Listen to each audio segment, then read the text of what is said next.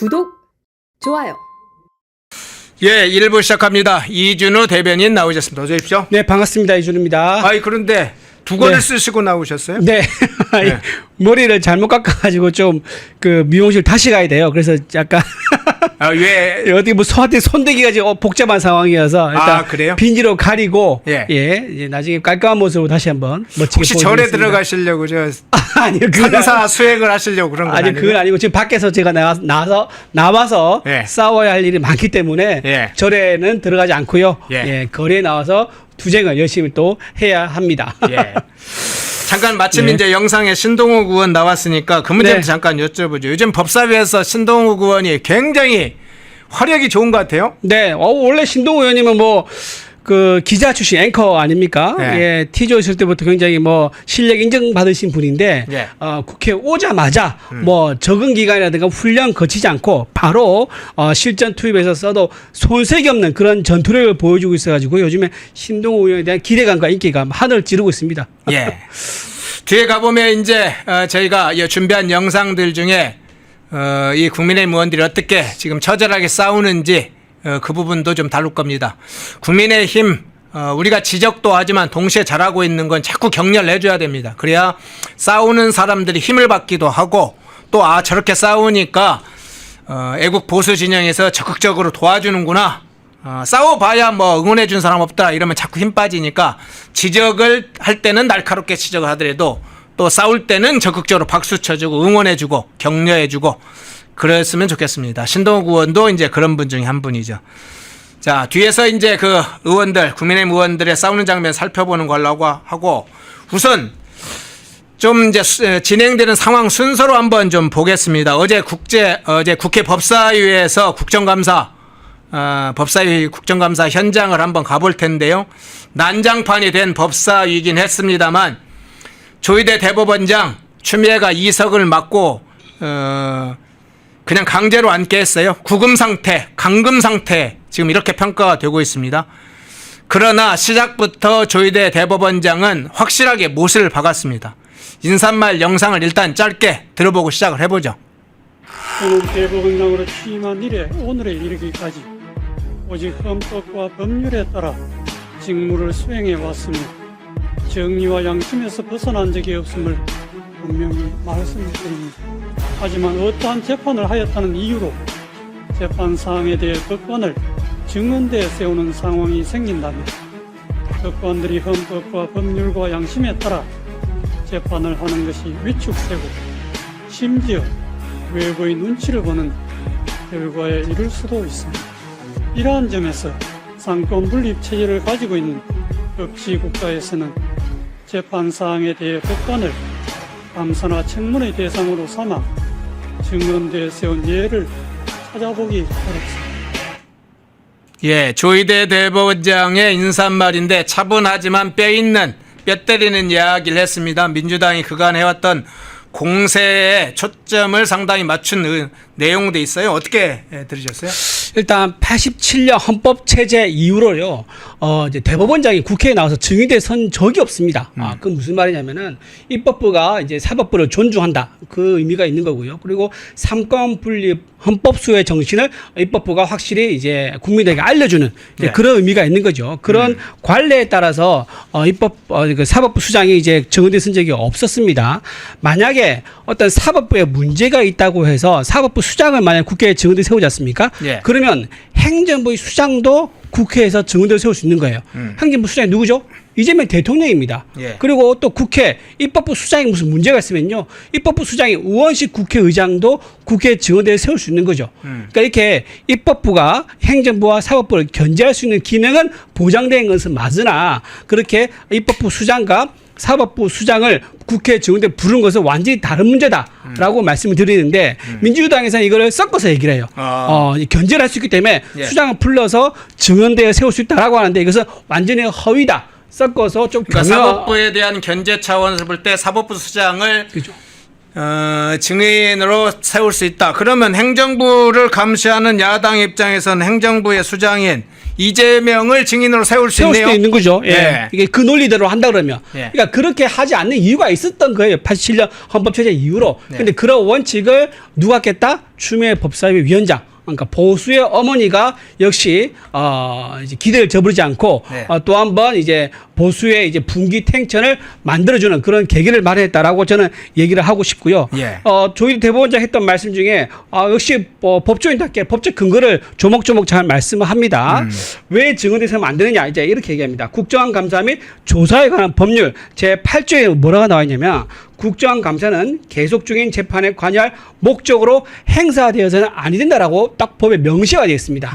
자, 그런데 보십시오. 지난번에 누구죠? 그 대장동 변호사 출신 박균태 의원 있지 않습니까? 네. 박균태 의원은 조희대 대법원장한테 이렇게 물어요.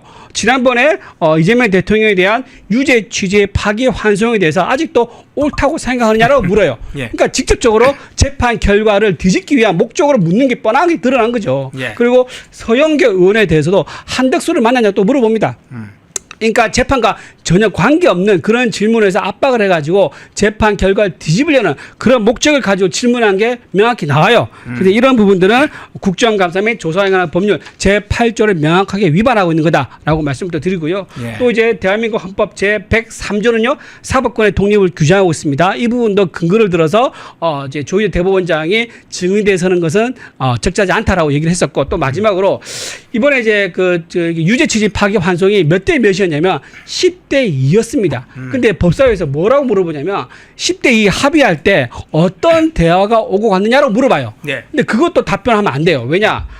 법원 조직법 제65조는요 합의에 대한 비공개 규정이 있습니다. 그러니까 합의한 내용에 대해서는 결과만 알려주지 그 내용에서 누가 어떤 의견을 냈는가에 대해서는 공개하지 않도록 되어 있거든요. 근데 네. 그것도 물어서 공개하라 그러는 거예요. 그러니까 이런 여러 가지 헌법과 이제 국정감사 및 조사에 관한 법률, 그 다음에 법원 조직법 이 세 개에 대한 법률과 헌법을 어겼다고 이제 얘기를 하고 있는 것을 조희대 대법원장이 아주 조목조목 잘 설명을 해줬다라고 생각을 합니다. 예, 글로리아님이 서영교 거짓말했으니 고발해야 되는 거 아니냐 이렇게 의견도 주셨고요.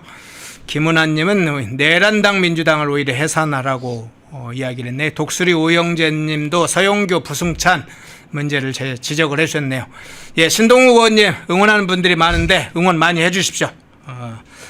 자, 그런데 어제 이제 오전 내내 사실은 뭐 여야 의원들이 다투는 과정의 핵심적인 포인트는 이재명 재편 관련해서는 민주당이 공격을 했지만 그 또 다른 차원에는 조희대 대법원장의 이석 문제였어요. 네. 그래서 마침 현장에서는 추미애가 이석을 막으면서 이 감금 상태로 국정감사장에 머물렀는데 조희대 대법원장 이석을 할까봐 문을 막는 의원도 있었습니다. 그 문을 막는 그런 흉내를 낸 의원이 누구냐면 최혁진이에요. 최혁진. 무소속 최혁진. 예. 네. 그런데 그러니까 참 웃기는 장면들이 계속 연출됐던 거죠. 그 이석 관련해서 여러 가지 이제 항의를 하고 왜 조희대 대법원장을 저렇게 강제로 감금 상태로 두냐 항의하는 장면들이 나오죠. 자, 거기에 신동욱, 나경원, 조배숙 의원들이 격하게 이제 반발하는 장면이 나오는데 그 중에 일부 영상 보고 오겠습니다. 위원장 분명히 말씀하셨어요. 대법원장을 인사만 하러 온 겁니다. 인사만 하러 온 대법원장을 갑자기 참고인으로 만들더니 가지도 못하게 하고 이런 진행을 하는데 저희가 이걸 어떻게 대한민국의 국회가 이런 불법 진행에 대해서 아무 말도 안 하고 지나갑니까? 이 자리가 무슨 추미애 의원님 가족회의하는 자리예요? 추미애 의원님 가족회의하는 자리입니까? 민주당 의원총회입니까? 여러분들이 관행도 있고 법도 있고 우리는 지켜야 할 소중한 가치가 있는 것입니다. 그 가치를 지켜주셔야죠. 그리고 법원 행정처장까지 나서서 제발 이석하게 해달라고 지금 국회를 향해서 애원을 하지 않습니까? 대한민국 국회가 사법부의 애원을 받으면서도 이렇게 대법원장을 감금하고 다리에 앉혀서 이런 모욕을 주는 대한민국 국회, 이런 국회를 추미애 위원장이 지금 만들고 계시는 겁니다. 그건 이석을 하게 해주셔야 되는 겁니다. 물어보세요. 조배숙 의원님 질의하시잖아요. 대법원장은 이석하게 해주세요. 질의하세요. 행정부터가 먼저입니다. 자, 지금 아니 대법원장은 감금하는 감금. 대법원장님 이석이 먼저예요. 참고인도 본인이 이거 해야 됩니다. 참고인 동의하지 않는 참고인 진술이 있을 수가 없어요. 예, 저 영상은 다른 언론사 영상이 아니고요. 저희 펜앤마이크가 직접 국회 법사위에 가서 찍은 영상입니다. 직접 현장의 생생한 육성을 전하기 위해서 저렇게 영상을 취재를 했던 영상 중에 일부를 좀 들려드렸는데, 친동욱 의원 보면 추미애를 향해서 뭐 여기 지금 가족회의 하는 거냐, 민주당 의원총회 하는 거냐, 이런 문제도 제기하고, 나경원 의원이 이건 불법 감금이다, 감금죄에 해당한다, 이런 내용도 나오는데, 어제 저 조희대 대법원장 이성 맞고 사실상 감금하는 저거 어떻게 보셨어요? 추미애 위원장이 모순되는 말을 스스로 해요. 무슨 말이냐면은 조희대 대법원장이 불출석 사유서를 제출했습니다라고 말을 합니다. 예. 그렇다고 하면 증인이 아니란 얘기예요. 그런데 증인처럼 대우를 하면서 질문을 합니다. 이 자체가 잘못된 거죠. 모순인 거죠. 불출석 사유서를 제출했기 때문에 거기에 따라서 증인한테 물어볼 수가 없는 거예요. 증인 대우를 할 수가 없는 거죠. 그런데도 불구하고 증인처럼 질문했다는 것이 잘못된 거 하나. 그리고 두 번째, 방금 조배수 의원님께서 잘 지적했는데, 증인이 아니면 어떤 신분이냐? 그러면 참고인 신분이에요. 참고인의 신분은요, 본인이 동의해야지만 참고인 신분이 되는데, 조희대 대법원장이 동의를 안 했어요. 그러니까 조희대 대법원장한테도 질문할 수 없는 겁니다. 근데 또 질문을 해요. 그러니까 이렇게 증인도 아니면서 질문하고, 그러면 참고인이면 되는데 참고인으로 본인이 동의하지 않았음에도 질문하고, 이런 식으로 여러 가지 절차를 어겼다. 그거에 대해서 추미애 법사위원장이 법을 누구보다 잘 아시는 분인데 불구하고 의도적으로 법을 어겼다. 이 부분은 굉장히 법사위원장으로서 자질의 의무이 된다. 그런 말씀을 드리고 싶고요. 또 하나의 감금죄 얘기가 나왔는데, 감금죄, 예. 감금죄 저게 좀 일리가 있습니다. 왜냐하면 감금죄가 적용되려면요, 물리적으로 문 밖에 못 나가게 가둔다든가 이런 게 포함돼야 하거든요. 근데 지금 누구였죠? 최혁재 무소속 의원이 문 앞에 서서 문을 막으려고 했었지 않습니까? 이거는 물리적으로 나갈 수 없게 문을 봉쇄했다라는 그런 식으로 해석이 될 수 있기 때문에 감금죄에 적용될 수 있는 가능성이 되게 높습니다. 그래서 지금 국민의힘에서도 감금죄로 고발한 것을 검토하고 있다라고 좀 말씀을 좀 드리고요. 예. 그리고 지금 주진우 의원이 좋은 말씀 하셨는데 이렇게 얘기를 하셨습니다. 대법원장이 사법부 독립에 보로서 존중받는 것은 그 지위가 높아서가 아니고 헌법상 원칙 때문이다 라고 하면서 이것을 국회에 어긴다 그러면은 도대체 국회는 입법부를 기능을 넘어서 사법부 기능까지 하는 거냐라고 비판했습니다. 굉장히 적절한 지적을 잘 하셨었는데, 지금 여러 가지로 아까 말씀드린 이제 증인의 신부 문제, 참고인 신부 문제, 그 두 가지 어겼죠. 그리고 감금죄 고발당할 수 있는 거죠. 그리고 헌법상의 지위를 국회에 무시한 거죠. 이런 네 가지 이상의 이제 위반 사항이 있기 때문에 이거는 굉장히 잘못된 선례를 남겼다. 그리고 그럼에도 불구하고 이제 조희대 대법원장이 좀 존중하고 싶은 그런 말씀은 뭐냐면은, 그래도 사실 본인이 무시하고 나갈 수 있습니다. 예. 하지만 나가지 않고 자리를 지켰었고, 질문에 대답하지 않는 모습을 보임으로 인해가지고 대법원장으로서 품위를 좀 지켜줬다. 오히려 국민들에게 더 응원과 동의를 잘 이끌어낸 장면이 아니겠는가. 그런 인내심을 잘 보여준 장면이기도 하다라고 말씀드립니다. 예. 이야기 도중에 주진우 의원 이야기가 나왔네요. 주진우 의원께서 적절한 타이밍에 적절한 이야기를 중요하게 포인트를 해주셨다 이 나왔는데, 이 주진우 의원 나왔으니까 주진우를 한번 살펴봐야죠. 자, 이 여러 가지 소란스러운 상황에서도 이제 의원들의 자기 차례가 오면 마이크를 잡으니까 이야기를 하는 경우가 계속 있습니다. 그 과정에서 민주당 전현희 의원이 계속 이재명의 공직선거법 유지체제 파기환송, 이 대법원의 파기환송에 대해서 계속 이야기를 해요. 그러면서 이런 얘기합니다. 전현희가 대법원이 왜 대선 한복판에 정치에 뛰어들었느냐. 그러니까 대법원이 정치 개입을 한 것처럼 막 공격을 해댑니다. 그러자 주진우 의원이, 자, 전현희 당신 이재명 변호인이냐? 뭐 그런 이제 부분도 나오는데, 영상 마침 주진우 의원 영상 준비가 됐다고 합니다. 그 한번 잠깐 듣고 오겠습니다. 전현희 의원이 바로 보니까 저는 화면만 보고 이재명 재판 변호인인 줄 알았습니다. 아까 그 발언을 녹화해서 이재명 재판 재개했을 때 딱 틀면은 딱 그 변호인 그 모습 그대로예요. 국민으로부터 세비 받으면서 변호는 일은 이재명 대신 변호해도 되는 겁니까? 아니면 변호인 출신들이 다 출세를 하니까 거기 맞춰서 하겠다는 거예요? 그리고 재판을 다시 하자고 하는데, 그러면 변호인들은 다 있는데 지금 피고인 어디 갔습니까? 이재명 피고인 나오십시오. 재판 다시 해봅시다. 그러면. 예, 주진 의원이 전현희가 이재명 변호인이냐, 국민의 혈세 쓰면서 지금 국회에서 변호인까지 하느냐 지적하는 것뿐만 아니라 이재명 나와라, 피고인으로 나와라, 재판 재개하자. 이 재판 재개가 사실 이번 국회의 핵심 포인트 중에 하나입니다.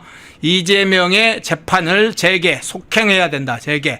그 포인트까지 제기를 해주셨는데 주진 의원 발언 어떻게 해석하세요? 너무 날카롭게 정확하게 잘 지적하셨어요. 네. 일단 세비 부분을 얘기하면요, 국회의원은요 국민들 이제 세금으로 이제 월급 받지 않습니까? 즉 국민을 위해서 일하라, 이제 그런 의미인 건데 지금 전현희 의원은 뭡니까? 국민을 위해서 일하는 게 아니라 이재명 대통령 한 사람을 위해서 일하고 있는 거예요. 그렇기 때문에 세비를 받든지 아니면 세비를 받지 말든지 이렇게 하라고 지적한 부분은 굉장히 정확하게 잘 지적하셨다는 말씀드리고요.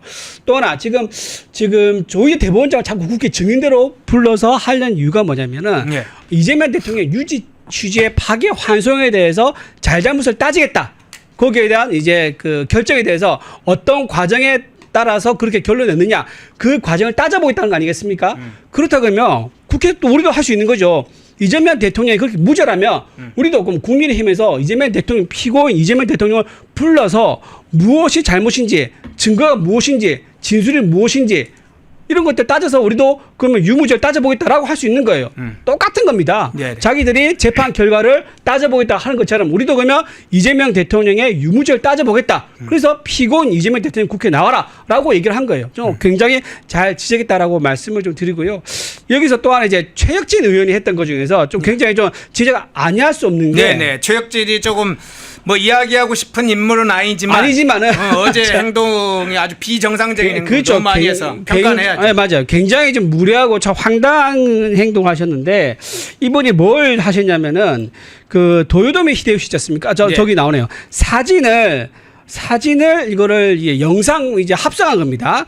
저거를 들고 나왔는데 저 사진이 이제 최 의원이 직접 한 건 아니라 그러더라고요. 저게 5월 달에 강성 커뮤니티에서 돌려보던 거라 그래요. 네. 근데 그거를 이제 지금 한 5개월 정도 지났죠. 들고 네. 나와서 저렇게 들고 흔듭니다. 자, 왜 그렇게 했습니까? 지금 최혁진 의원님 무소속으로 지금 비례 승계 받은 의원님인데 지금 사실 존재감이 없지요. 네. 개딸들에게 눈도장을 찍어서 다시 빨리 민주당으로 지금 입당하고 싶은 그런 욕심이 있는 것 같아요. 그러다 보니까 오바라 하는 거다. 두 번째 이유는 논리가 없다. 논리나 근거가 있으면요 품위가 있고요. 들으면 고개가 저절로 끄덕끄덕해집니다. 근데 저렇게 논리나 근거가 없기 때문에 어떻게 하느냐, 아주 치졸한 방법으로 합성한 사진으로 비열하게 저렇게 지적을 한다라고 말씀을 드립니다. 여기에 대해서 민주당에서도 얘기가 나왔어요. 저건 지나치다라고 얘기했는데 누가 얘기했느냐, 민주당 이제 전 의원이죠, 금태섭 변호사가 뭐라고 얘기했냐면 가장 천박하고 정말 흉한 모습이다라고 비판을 했고요. 또 진중권 씨도 뭐라고 얘기했느냐, 21세기 인민재판이 생중계로 지금 나오고 있다라고 얘기를 하면서 개딸 정치가 정당과 국회를 잡아먹었는데 이번에는 사법부도 잡아먹으려 한다라고 하면서 금태섭과 진중권 씨도 저거는 진짜 아니다라고 하면서 굉장히 신랄하게 비판했다고 합니다. 아마도 이제 뭐 개딸들한테는 뭐 이제 칭찬받고 좋아할지 모르겠지만 절대 다수 국민한테는 정말 눈살을 찌푸리게 하고 정말 기괴한 지적이다, 이런 지적을 피할 수 없을 것 같습니다. 예, 최혁진 얘기가 나왔으니까 잠깐 그 이야기를 좀 드리죠. 최혁진의 아마 과거 이력 중에 아시는 분들 아실 텐데 대통령 비서실 문재인 정부 때 사회적 경제 비서관을 했었어요. 그런데 제 기억에는 2013년, 2014년 때 기억으로 그때 약 지금으로부터 보면 한 2, 3년 전쯤 되겠네요. 12년쯤. 그때 한국 사회적 기업 진흥원 본부장을 했었습니다. 이 인물이 어떤 인물인지 제가 이미 알고 있었어요. 최혁진이라는 인물은. 운동권 출신이어서 상당히 골수 운동권이었기도 했지만 우리가 이야기하는 경제민주화, 사회적 경제 이런 것을 파고들어서 상당히 자기 본 모습을 숨기고 치장했던 인물이었어요. 그런데 박근혜 정부 초기에 경제민주화 분위기가 있고 사회적 경제에 대한 분위기가 있어서 이 한국사회적기업진흥원을 접촉을 하는 관료들이 있었어요. 각 부처에서. 그러니까 이 최혁진이라는 인물이 어떤 인물인지 모르니까 그 본질을 모르고 과거에 어떻게 살아왔는지를 모르니까 상당히 우호적으로 이 진흥원과 사업을 하려고 그랬습니다. 그래서 제가 몇 차례 경고를 했어요. 저 굉장히 음흉한 사람이다. 지금 저렇게 사회적 기업 뭐 주장하면서 정부에 협력할 것처럼 웃고 상당히 우호적 관계처럼 치장해서 행동하지만 상당히 의문스러운 사람이다. 이게 이건가요? 2016년 사회적 경제와 지역사회 한국사회적기업진흥원 판로지원 본부장이라고 그때는 그랬네요. 저 인물이 그렇습니다. 굉장히 음흉해요. 지금 뭐 이번 총선 과정에서 비례대표 의원 되는 과정도 굉장히 음흉하게 됐어요. 인물 자체가 그런 인물입니다. 지금은 민주당에 굉장히 잘 보이려고 난리치는 것 같은데 그런 인물이라는 것은 참고해서 보시면 좋을 것 같습니다. 혹시 뭐 저 지난 총선 과정에서 이 최혁진 과정에서 추가할 얘기가 좀 혹시? 아니 방금 보니까 네. 아까 사회적 기업 무슨 뭐 행사할 때 보니까 장소가 네. 성남시청 1층 어디더라고요. 그런가요? 다시 한번 띄워주시죠. 나오네요. 성남시청 1층 온누리실이라고 돼 있는데 상당히 오래전부터 이재명 대통령과 관계를 좀 맺어온 게 아닌가 싶은 생각이 좀 들기는 합니다.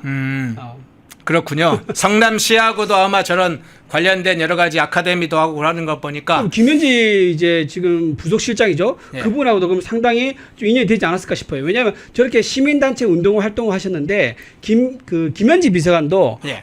그 성남에서 그 이제 근거지를 둔 시민단체 활동을 했거든요. 이제 성남의제 21이라고 거기 사무국장을 또 오래 했었어요. 그렇다 그러면 아마 성남에 기반을 둔 시민단체 활동을 했다 그러면 김현지 비서관하고도 상당히 좀 인연이 있었겠다라는 생각이 좀 들기도 합니다. 예. 자, 다른 장면 한번 보겠습니다. 조희대 대법원장 이야기 나온 김에 저희가 찍은 영상 다시 한번 보겠습니다. 어떤 영상이냐? 조희대 대법원장이 약 100여 분간 민주당이 막 공세를 하고 또 국민의힘에 맞서서 또 싸우고 그런 장면을 지켜봤어요. 추미애 위원장도 결국은 한 100여 분 정도 보니까 실익이 없다고 판단을 한 것인지 오전 11시 40분쯤에 국정감사를 중지하고 이 조희대 대법원장 이석을 사실상 허가를 했습니다. 그 조희대 대법원장 또 퇴장하는데 어떤 상황이 있었는지 한번 그 영상, 패넨이 직접 찍은 영상, 그 영상 한번 보고 오겠습니다. 대법원장님 한 말씀 이석하죠.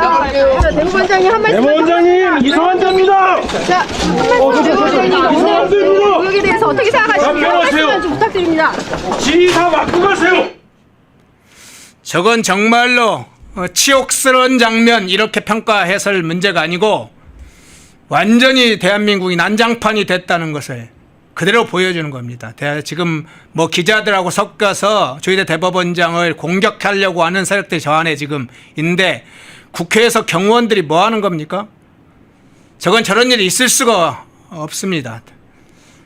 대법원장 3부 요인이 적어도 3부 요인에게 했어야 될 일이 전혀 국회에서는 통하지 않는데 그렇다 하더라도 조희대 대법원장 뭐 공세 굴하지 않고 단호한 모습은 계속 의연하고 단호한 보였는데 저 장면 어떻게 퇴장하는 모습 어떻게 평가하세요? 지금 3부 요인 중에 한 명이지 않습니까? 예. 근데 그분이 지금 나가시고는 퇴장한 과정인데 만약에 지금 저렇게 이제 사람들이 몰려서 강압적으로 서로 밀치고 당기고 하면서 윽박 지르면서 질문하는 이제 이런 기자들이 있는데 과연 예. 그 기자들이 어디 소속인지 잘 모릅니다. 하지만 저렇게 이제 소리를 지르면서 질문하는 걸 보니까 뭔가 답변을 좀 이끌어내려고 좀 압박하는 그런 게 느껴집니다. 그래서 아마 좀 친여 매체가 아닐까라는 생각이 듭니다. 친여 매체 유튜브거나 아니면 언론사일 수 있겠죠. 그런 이제 상황인 거고. 근데 저기서 이제 국회에도 경호 이제 직원이 있거든요. 경호 네. 직원들이 제대로 보호를 안 하는 부분은 굉장히 지적을 할 부분입니다. 왜냐하면은 3부 요인이 국회에 출석했다가 퇴장을 하는데 저기서 밀치다 넘어지면서 만약에 전도 사고가 났다라고 하면요. 그 책임은요. 국회가 있습니다. 국회 경호처 책임이 있는데 그 책임을 질 뻔한 상황, 위험한 상황이기 때문에 저런 사고가 날 수도 있는 그런 상황을 예측하지 못했다면 이제 능력이 부족한 거고요. 그걸 만약에 반기했다 그러면 이거는 국회 경호처가 특정 정치인의 정치 정당의 편을 들고 있는 편향적인 그런 태도를 보인 것이기 때문에 이것도 위험한 상황이다라고 좀 말씀드릴 수 있고 그다음에 그 조희대 대법원장이 그 90분 동안 지금 굉장히 압박받은 질문 받지 않습니까? 네. 그런 모습 속에서 굉장히 당당한 모습을 꼿꼿한 모습을 보여줬었어요. 이제 이런 모습은 사법부 수장으로서 많은 사법부에 계시는 종사하시는 분들이 좀 자부심을 느낄 만한 장면이 아니었겠는가. 그리고 보수에서도 지금 저렇게 민주당에서 무도한 좌파 세력들이 몰아가고 있는데 코너식으로 몰아가면서 드자비를 하고 있고 조리돌림 하고 있는데 거기에 굴하지 않는 모습, 지친 모습 보이지 않는 모습에 대해서 정말 조희대 대법원장한테 응원의 박수 보내고 싶다 말씀드립니다. 예. 자, 그런데 조희대 대법원장이 지금 앞서 말씀드린 국회에 나가서 대법원으로 이제 복귀를 했을까요? 아닙니다. 계속입니다. 이제 밖에 일종의 관련된 곳에 대기를 하고 있었겠죠. 저 국정감사 지가 진행되는 상황이니까 아마 어느 공간에 있었는지 딱 저희가 확인을 못했습니다만 그런데 자 대법원이 오후에 긴급하게 조치를 합니다. 대법원이 이제 반격에 나섰어요. 어떤 것에 대한 반격이냐? 국정감사가 진행되는 현안에 대해서 지금 조희대 대법원장에 대해서 지금 민주당이 밝힌 공세들에 대해서 조목조목 아주 상세하게 바로 반격하는 발표 내용을 공개를 합니다. 사실은 이전에 이제 추미애한테 전달한 내용이기도 한데 그 내용이 공개가 됐어요. 그리고 새롭게 알려진 사항도 이 중에 있는데 그 부분 좀 한번 어떤 내용이 예, 총 4가지입니다. 네 예. 가지인데 첫 번째가 뭐냐면은 이제 이런 얘기 있습니다. 그 왜 재판을 빨리 했느냐, 결론 빨리 했느냐, 이제 이런 지적을 하는 부분이 있는데 그 부분에서 뭐라고 얘기하냐, 대법원이 이렇게 얘기합니다. 1심 재판이 2년 2개월에 걸렸습니다. 너무나 지연됐기 때문에 원래 원칙 6개월 안에 끝내야 되는데 그게 무려 4배 가까이 늘었지 않습니까? 그래서 너무 지연됐다. 그리고 1심과 2심의 판결이 달랐기 때문에 빨리 사법부에 대한 불신을 해소할 필요가 있다라는 그런 판단을 한 거예요. 그렇기 때문에 신속하게 재판 결론을 내자라는 그런 이유가 있었다라고 설명을 한 거고요. 두 번째 뭐냐, 이게 중요합니다. 이게 좀 그동안 많이 알려지지 않았던 건데 민주당에서 뭐라고 얘기했냐면 이게 사건이 들어오고 나서 접수받고 나서 2, 3일 만에 조율적으로 판결 내렸다라고 민주당이 계속 공격했었어요. 근데 그게 사실이 아니라는 거예요. 실제로는 한 달 정도 검토하고 심리라는 기간이 있었다라고 얘기했는데 구체적으로 얘기를 드면요. 4월 22일에 저는 합의체 심리가 개시된 것이 아니다라고 설명하고요. 저기 지금 자세히 나오네요. 맞아요. 예. 저 내용입니다. 예. 그러면서 올해 3월 28일 날 선거법 사건이 대법원에 접수된 직후부터 전원 합의체 심리를 대법관 전원과 그다음에 재판연구관이 재판 기록을 검토했다라고 설명했습니다. 그러니까 민주당이 주장한 것은 2, 3일 만에 결론됐다는 건데 그렇지 않고 실제로는 한 달 이상 심리를 해서 결론됐다는 거 아주 중요한 포인트죠. 그 부분을 이번에 얘기를 했다. 그래서 민주당이 주장한 것은 허위라는 것을 강조했다라고 말씀드리고요. 세 번째가 이것도 중요합니다. 민주당에서 뭐라고 하냐면 왜 소부를 안 가고 전원 합의체를 갔느냐라고 얘기를 합니다. 그러니까 전원 합의체를 끌어올려서 그러니까 소부에서 원하는 결론이 안 나올 것 같으니까 마치 조희대 대법원장이 자기 권한으로 전원 합의체를 끌어올려서 뭔가 본인이 의도한 결론인 거 아니냐라고 주장한 건데 그건 사실이 아니에요. 뭐냐, 사회적으로 중요도가 큰 사건의 경우에는 소부 심리를 거치지 않고 바로 전원 합의체를 심리한 전례가 있었다고 합니다. 지금 이 사건은 엄청나게 중요한 사건 아닙니까? 대통령 후보 나선 사람이 대통령 후보로 나설 자기 있냐 없냐를 판단하는 중요한 사건이기 때문에 이걸 빨리 신속하게 결론 내서 국민들에게 선택권을 보장할 그런 의무가 있는 거죠. 그래서 대부분에서는 소부 심리를 거치지 않고 전원 합의체에서 신속하게 심리를 한 것이다 라고 얘기를 했습니다.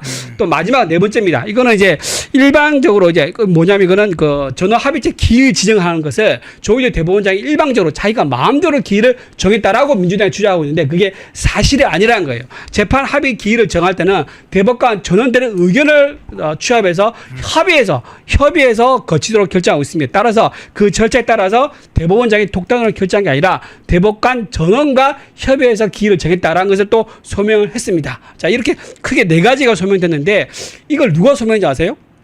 누가 천대엽. 예, 천대엽 법원행정처장이었습니다. 네, 근데 이분이 누가 임명한 사람입니까? 문재인 정부가 문재인 대통령이 임명하신 분이에요. 이분도 이런 식으로 첫 번째, 두 번째, 세 번째, 네 번째 민주당에서 그동안 주장한 것이 허위란 것을 문재인 정부에서 임명받은 이제 천대엽 법원행정처장이 얘기했다는 거. 이게 중요한 의미가 있다라고 말씀을 드립니다. 예.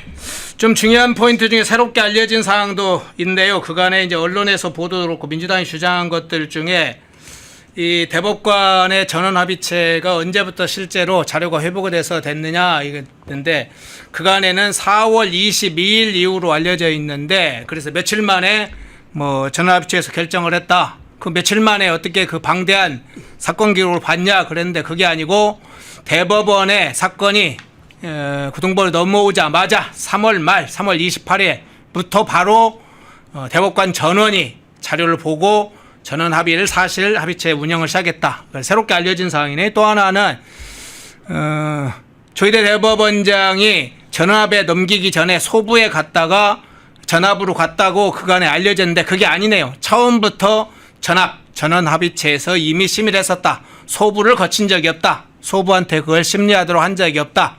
그러니까 우리가 이제 외부에서 알려진 것들과 전혀 사실과 맞지 않는 걸 가지고 공세를 지금 민주당이 계속 하고 있는 겁니다.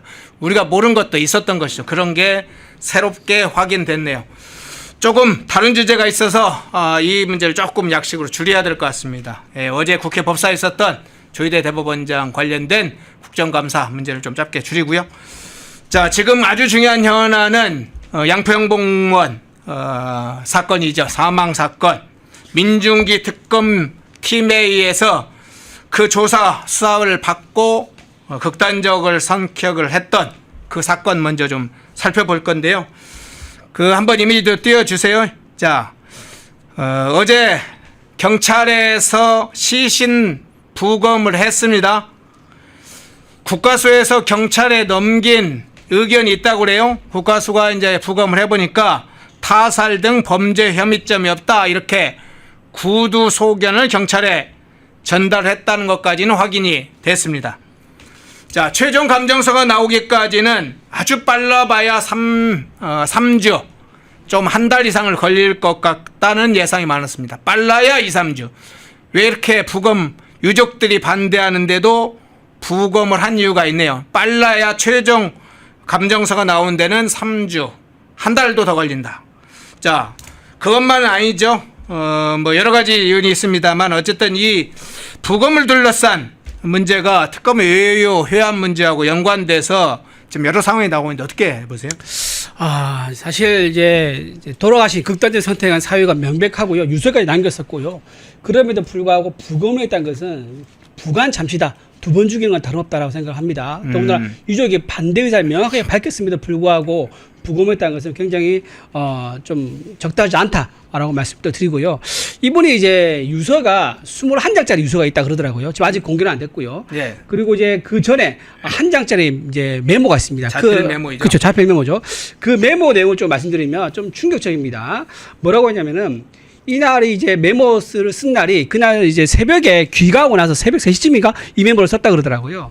너무 힘들고 지치다. 수사관이 무시하는 말투와 강압에 전혀 기획에도 없는 진술을 해야만 했다라고 얘기를 하고요. 그리고 여기서 이렇게 얘기합니다. 강압한 수사가 있지 않습니까? 강압 수사한 사람, 수사관 2명의 실명도 본인이 이름을 메모에 남깁니다. 그러니까 본인이 얼마나 원통하고 억울하면 그 사람의 실명을 남기겠습니까? 그리고 또 하나, 이 메모에 나오는 단어입니다. 단어가 보면요. 강압, 무시, 수모, 멸시, 강요 같은 단어가 무려 18번이 나옵니다. 그러니까 본인이 15시간 동안, 그러니까 새벽 넘겨서까지 조사를 받았죠. 15시간 동안 내내 이런 무시와 강압, 강요, 그리고 본인이 하지 않았던 진술, 기회가 안 난다는 그런 거에 대해서 계속 강요를 하고 거기다 서명하라라고 그런 거에 지치고 시달려서 극단적인 선택, 심리적으로 굉장히 큰 동요가 있던 그런 상황을 본인 재빨리 한 장의 메모에 남긴 거예요. 그래서 그 메모를 보시면 공개된 거 메모 아마 있을 겁니다. 보시면 오타도 많고 비문도 사실 있어요. 그리고 본인이 이제 중간중간 이제 그 글자를 좀 채워서 보강한 이런 부분도 있는데 굉장히 심리적으로 아주 이제 고조되어 있는 상황에서 아주 이제 생생한 상황에서 그 기록을 빨리 남겼다. 그 의미가 무엇이겠느냐? 이거는 사실에 부합할 가능성이 많다라고 생각하고요. 이거보다 더 중요한 게 또 있습니다. 하나는 뭐냐? 지금 지인과 녹취를 한 게 있다. 통화를 한 게 있다 그러더라고요. 그러면서 통화를 하면서 자기가 그때 당했던 상황 있지 않습니까? 네. 그런 상황에 대해서 토론을 한참 동안 했대요. 그 녹취 파일인데 그 녹취 파일이 공개는 안 됐습니다. 근데 그 녹취 파일이 좀 더 이제 증거로서 만약에 채택이 돼서 이 메모에 나와 있는 유서의 21장에 나와 있는 메모의 내용과 그다음에 그 녹취에 나와 있는 상황이 일치한다 그러면 이건 그냥 넘어갈 수 없는 사안인 거죠. 그 수사가 누구냐? 그리고 그 당시에 특검이 누구냐? 그리고 누구 들어와서 돌아가면서 계속 수사를 했느냐? 누가 강요했냐? 이거를 따져야 된다. 즉 특검을 다시 특검하는 그런 상황이 올 수도 있다라고 좀 말씀을 드리고, 그런데 왜 이런 이 특검에서 이런 문제가 생기느냐? 이 특검의 문제가 뭐냐면요. 이 김건희 특검에서 한 거거든요. 거기서 가장 큰 문제가 됐던 게 이번에 13명을 구속했는데 김건희 여사와 관계없는 구속된 사람이 몇 명인지 아세요? 총 9명이에요. 그러니까 13명 구속시켰는데 절반 이상이 김 여사와 아무 관계 없는 사람인 거예요. 이게 별건 수사를 했다는 거와 다름없는 얘기입니다. 별건 수사를 했는데 왜 이런 문제가 생기느냐? 이 특검이 특이하게도 검사 출신이 없어요. 판사 출신이 특검하고 있고 변호사 2명이 합류하고 거기에 경찰에 들어가 있는 이런 상황입니다. 그러니까 즉 수사 경험, 검사로서 수사 경험으로서 경험이나 훈련받은 적이 없는 사람들끼리 이렇게 하다 보니까는 성과를 내야 되는 그런 압박감과 그런 욕심 때문에 이렇게 강압 수사를 하다가 사고를 쳤다. 이 특검이야말로 정말 특검을 받아야 하는 특검이다. 저는 그렇게 말씀드립니다. 예.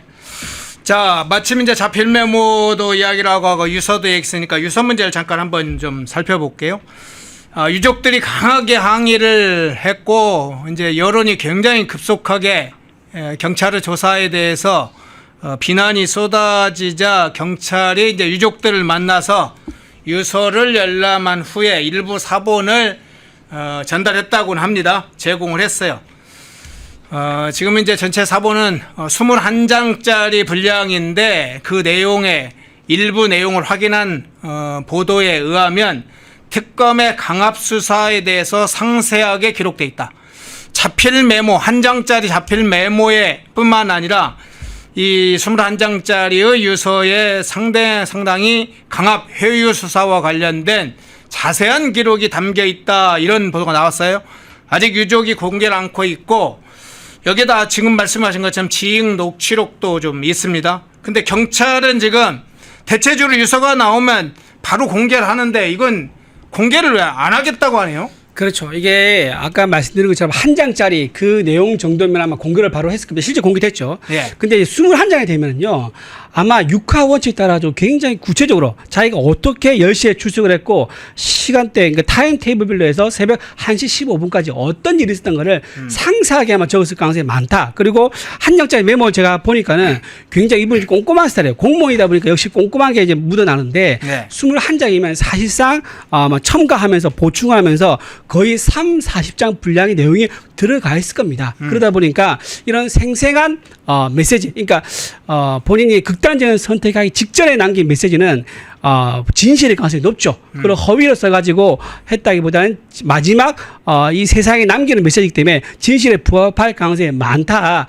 그래서 이거를 만약에 공개하게 되면은 수사관들은가 또 특검 전체가 하고 있는 수사에 대해서 신뢰를 잃을 가능성이 높고 아까 말씀드린 것처럼 특검에 대한 특검도 문제가 나올 수 있기 때문에 이거를 극구 감추려고 한 거 아니겠는가라는 생각이 들고요. 예. 또 이분이 돌아가셨을 때 특검에서 이제 입장을 안 냈었어요.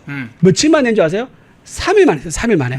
제가 보기엔 3일 만에 이렇게 시간을 들여서 냈다는 것은 무슨 말이냐? 당당하지 않다는 거예요. 만약에 정정당당하게 수사하고 강압도 없었다 그러면 바로 입장을 냈을 거예요. 유감이다라고 하면서 우리는 강압이 없었다라고 바로 입장을 냈을 건데 그러지 않고 3일 동안 시간을 끌었다는 것은 뭔가 말을 맞추기 위한 게 있었던 게 아니냐라는 그런 의혹을 자초한 거죠. 그래서 저는 이거는 그냥 넘어갈 수 없다. 유서 내용과 그다음에 아까 말한 전화통화 녹취 이거를 반드시 확인해 가지고 실체를 밝혀야 된다라고 생각합니다. 예. 그런데 어제 국회 법사위 국정감사장은 조희대 대법원장 관련된 주요한 문제가 물론 여야의 서로 공세가 있었습니다만 이와 별도로 이 양평군 공무원에 관한 문제도 제기가 됐어요. 나경원 의원께서 구체적으로 제기를 해주셨는데 현장 검증을 하자. 현장 검증 실시계획서 이것도 안건에 제출을 했고 민중기 지금 김건희 특검을 맡고 있는 민중기 특검 이 포함해서 증인도 좀 추가 출석 16명에 대한 추가 출석 그리고 관련 뭐 CCTV 이런 걸 요청을 했는데 어제 그 안건이 민주당이 일방적으로 부결을 시켰어요. 민주당이 뭘 숨기려고 이렇게 이런 중대한 사건에 대해서 이 안건을 부결시킵니까? 그렇죠. 이게 국회라는 곳은 이제 사법부라든가 또 행정부를 견제하기 위한 그런 기능이 있기 때문에 네. 거기에 이제 집중해야 되는데 그 기간 집중한 기간이 바로 국정감사거든요. 지금 국정감사가 월요일부터 시작됐지 않습니까? 국정감사에서 국회가 의혹이 있기 때문에 실체를 밝히자. 따라서 특검팀에 있던 수사 과정 CCTV 영상 그리고 관련 기록 일체 그리고 민주기 특검에 나갔던 증인 16명에 대한 추가 출석해가지고 무슨 강압이 없었느냐 회유가 없었느냐 압박이 없었느냐 이런 걸 좀 확인하자라고 하는데 이거를 덮자고 지금 추미애 법사위원장이 부결시켰단 말이에요. 이게 무슨 말이냐. 정말 소문으로만 돌던 민주당과 특검이 짬짬이로 서로 모의해서 지금 사건을 만들고 있다라는 그런 의혹에 더 무게를 실어준 게 아니냐. 사실상 민주당에서 수사를 지휘하고 특검은 그걸 실행하는 그런 구조가 실체가 있는 게 아니냐라는 그런 의혹을 자초했다. 저는 그렇게 봅니다. 예. 자, 마지막 하나의 장면만 좀 보겠습니다. 국민의힘이 어떻게 또 싸우고 있는지 살펴봐야죠. 이 양평군 공무원 문제와 관련해서 어떻게 싸우는지. 자, 국민의힘도 이 사건에서 화력을 집중하고 있는 상황인데 어제 13일에는 국민의힘 소속 의원들, 당직자들, 보좌진들이 분향소를 방문을 해서 조문을 했고요. 자, 그 사진들 한번 띄워주세요. 예. 그와 별개로 박수민 원내대표 부실장 등이 이 진상규명을 위한 특검법을 당론으로 해서 제출을 했는데 법사위에서는 앞서 이제 나경원, 곽규택, 주진우, 신동욱 의원들이 지금 싸우고 있고 국회 지도부들도 지금 이 문제 양평군 공무원의 진상 규명 그 관련된 책임자 처벌 싸움을 벌이고 있는데 지금 국민의힘이 어떻게 이 사안을 보고 어떻게 싸울 예정입니까? 저는 잘 지금 하고 있다고 생각합니다. 분향소 설치한 거는 제가 그날 저녁에 국회에 들어갈 일이 있어서 봤었어요. 분향소 설치를 하고 있는데 국회와 민주당 인사들이 나와서 그걸 둘러싸고 이제 설치한 것을 이제 방해하는 이제 그런 이제 좀 시도가 있었는데 결국은 어쨌든 설치가 됐습니다. 근데 지금 민주당에서 잘 했던 게 사실 뭐냐면은 분향소 정치예요. 분향소, 그러니까 전체적으로는 국가적인 애도기간, 추모기간 것을 강제로 설정을 해가지고 많은 국민들이 이것을 보면서 자꾸 민주당이 던진 아젠다에 빨려들게끔 그렇게 하는 정치를 많이 했었거든요. 근데 국민의힘도 할 수 있죠. 왜 국민의힘 그걸 못합니까? 그래서 국민의힘도 이런 분향소 정치를 아주 시적절하게 잘 하셨다라고 말씀을 드리고 이게 또 강제로 철거될 수가 있어요. 예를 들면 그럴 가능성은 없다고 보지만 용용을 시켜가지고 강제 철거한다든가 이럴 수 있지 않습니까? 그래서 지금 조를 짜가지고 국민의 의원들을 그 분향소 24시간 지키고 있습니다. 아, 그렇습니까? 그런 부분도 굉장히 잘하고 있다라고 말씀드리고 또 거리에 투쟁하는 모습도 장동혁 대표가 오고 나서 사실상 이런 부분들은 사실 전 대표가 있을 때는 사실 생각하기 어려웠죠. 원내에서만 이제 얘기를 하고 투쟁한다 그랬었는데 국민들에게 소상히 알리기에는 상당히 부족했습니다. 그리고 전체적인 국민적 열기를 모은다거나 또는 시선을 끌어모으기에는 아무래도 거리에 투쟁한 게 필요하거든요. 근데 장동혁 대표가 지난번에 대전과 대구, 서울에서 굉장히 거리 투쟁을 잘 원포인트 잘 이끌었어요. 그리고 규모도 굉장히 컸었고 아마 민주당에서 깜짝 놀랐을 겁니다. 우리만 잘하는 거리 투쟁인 줄 알았더니 국민의힘도 거리 투쟁을 잘하구나라고 생각했을 거고 그 끝나자마자 바로 원내에 들어서 국정감사 정기국회에서 임하는 모습을 보여줌으로써 원내에서 투쟁과 거리에서 투쟁을 둘 다 챙기는 그런 모습을 아주 시적절하게 잘 보여주고 있다. 이런 식으로 가면은 실제로 지금 대통령 지지율이 좀 내려가고 있습니다. 그리고 정당 지지율도 국민의힘과 민주당 지지율이 거의 오차범위에서 붙어 있는 상황입니다. 이런 것들이 지금 거리의 투쟁이라든가 분향소 정치라든가 원내 투쟁 이런 것들이 효과가 있다는 얘기거든요. 이런 식으로 연말까지 간다 그러면 지지율 역전도 가능하다. 저는 그렇게 생각합니다. 예.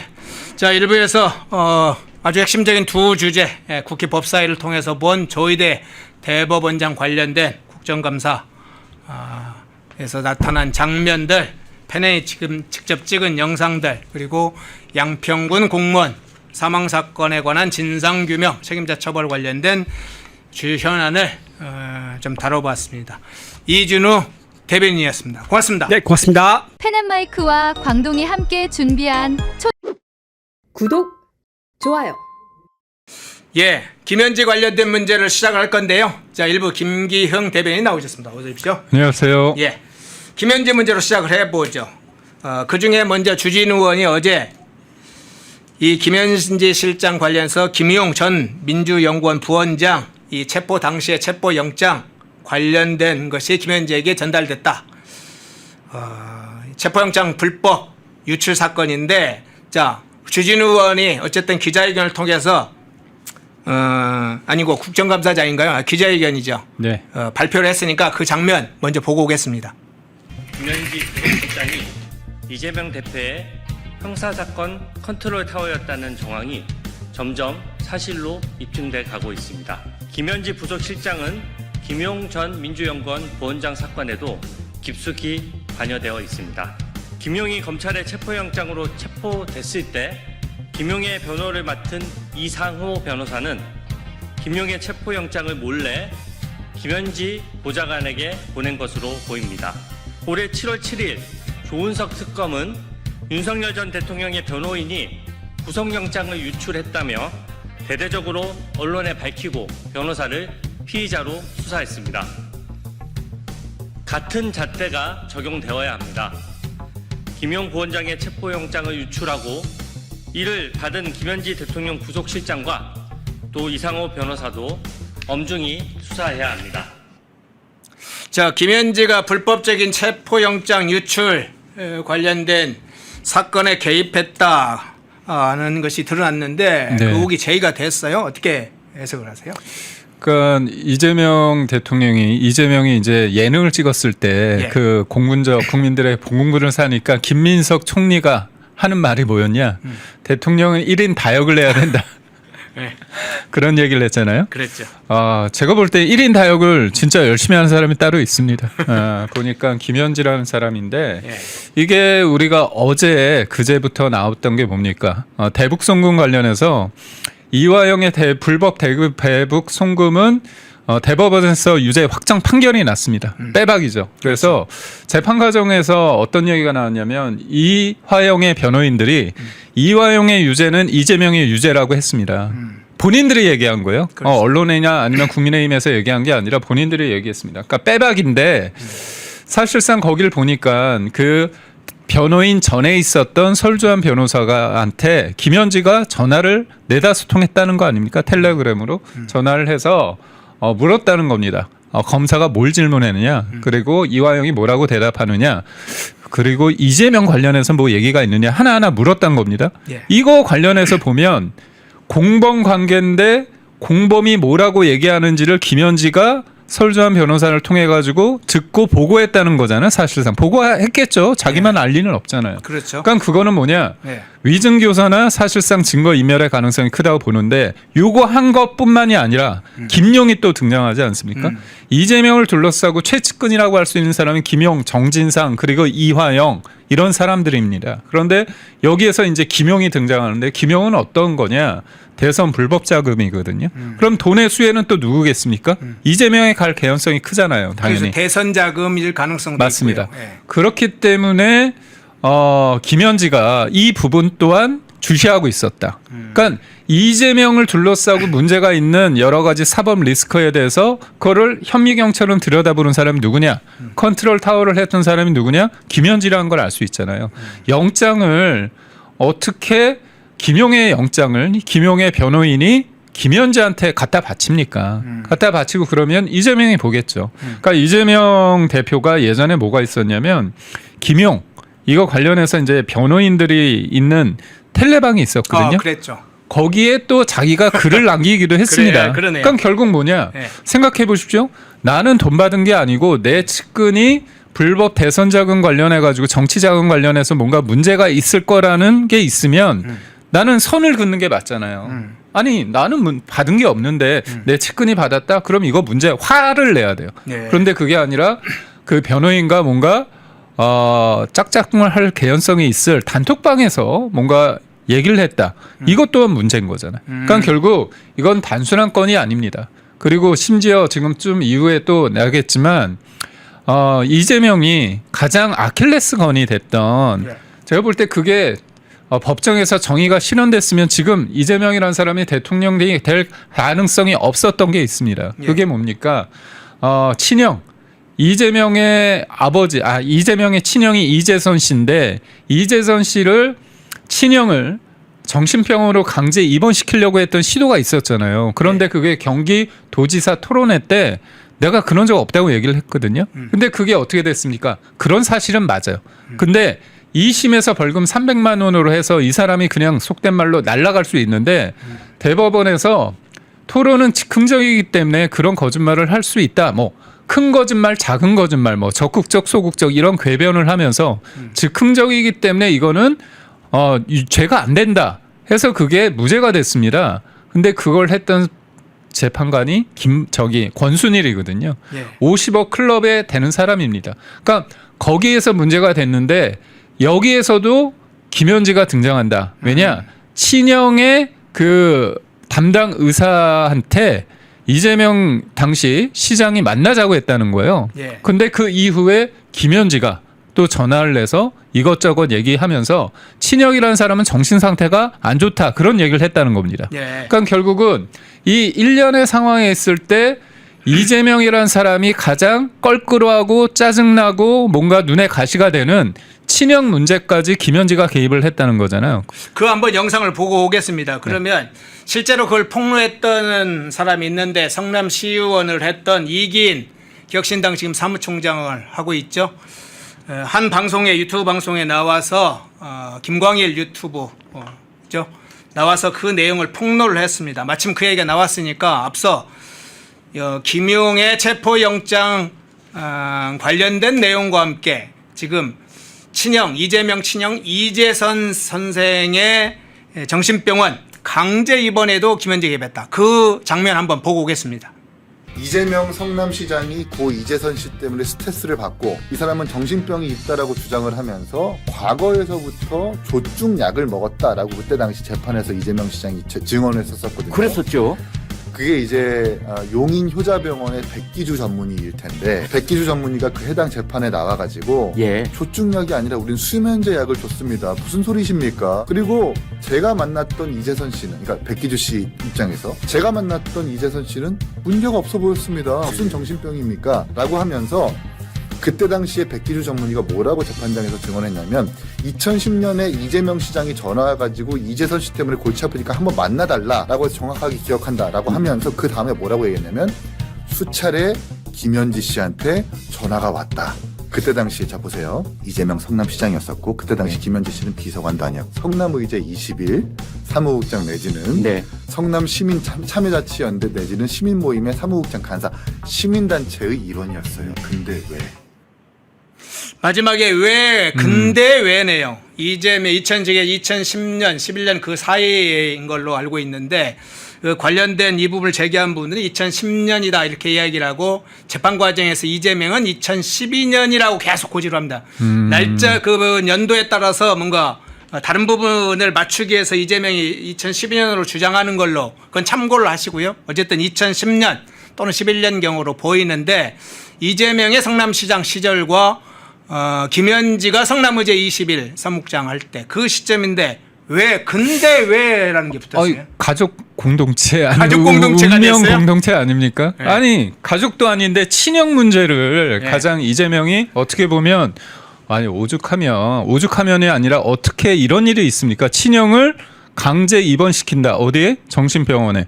이거 엄청난 거 아닙니까? 근데 그거에 대해서 객관적인 팩트가 아니라 이 백기주 담당 의사한테 이재선 씨, 이재명의 친형에 대해서 정신적으로 좀 문제가 있다. 아니 본인이 의사도 아니잖아요. 근데 그렇게 한다는 거. 잘 보십시오.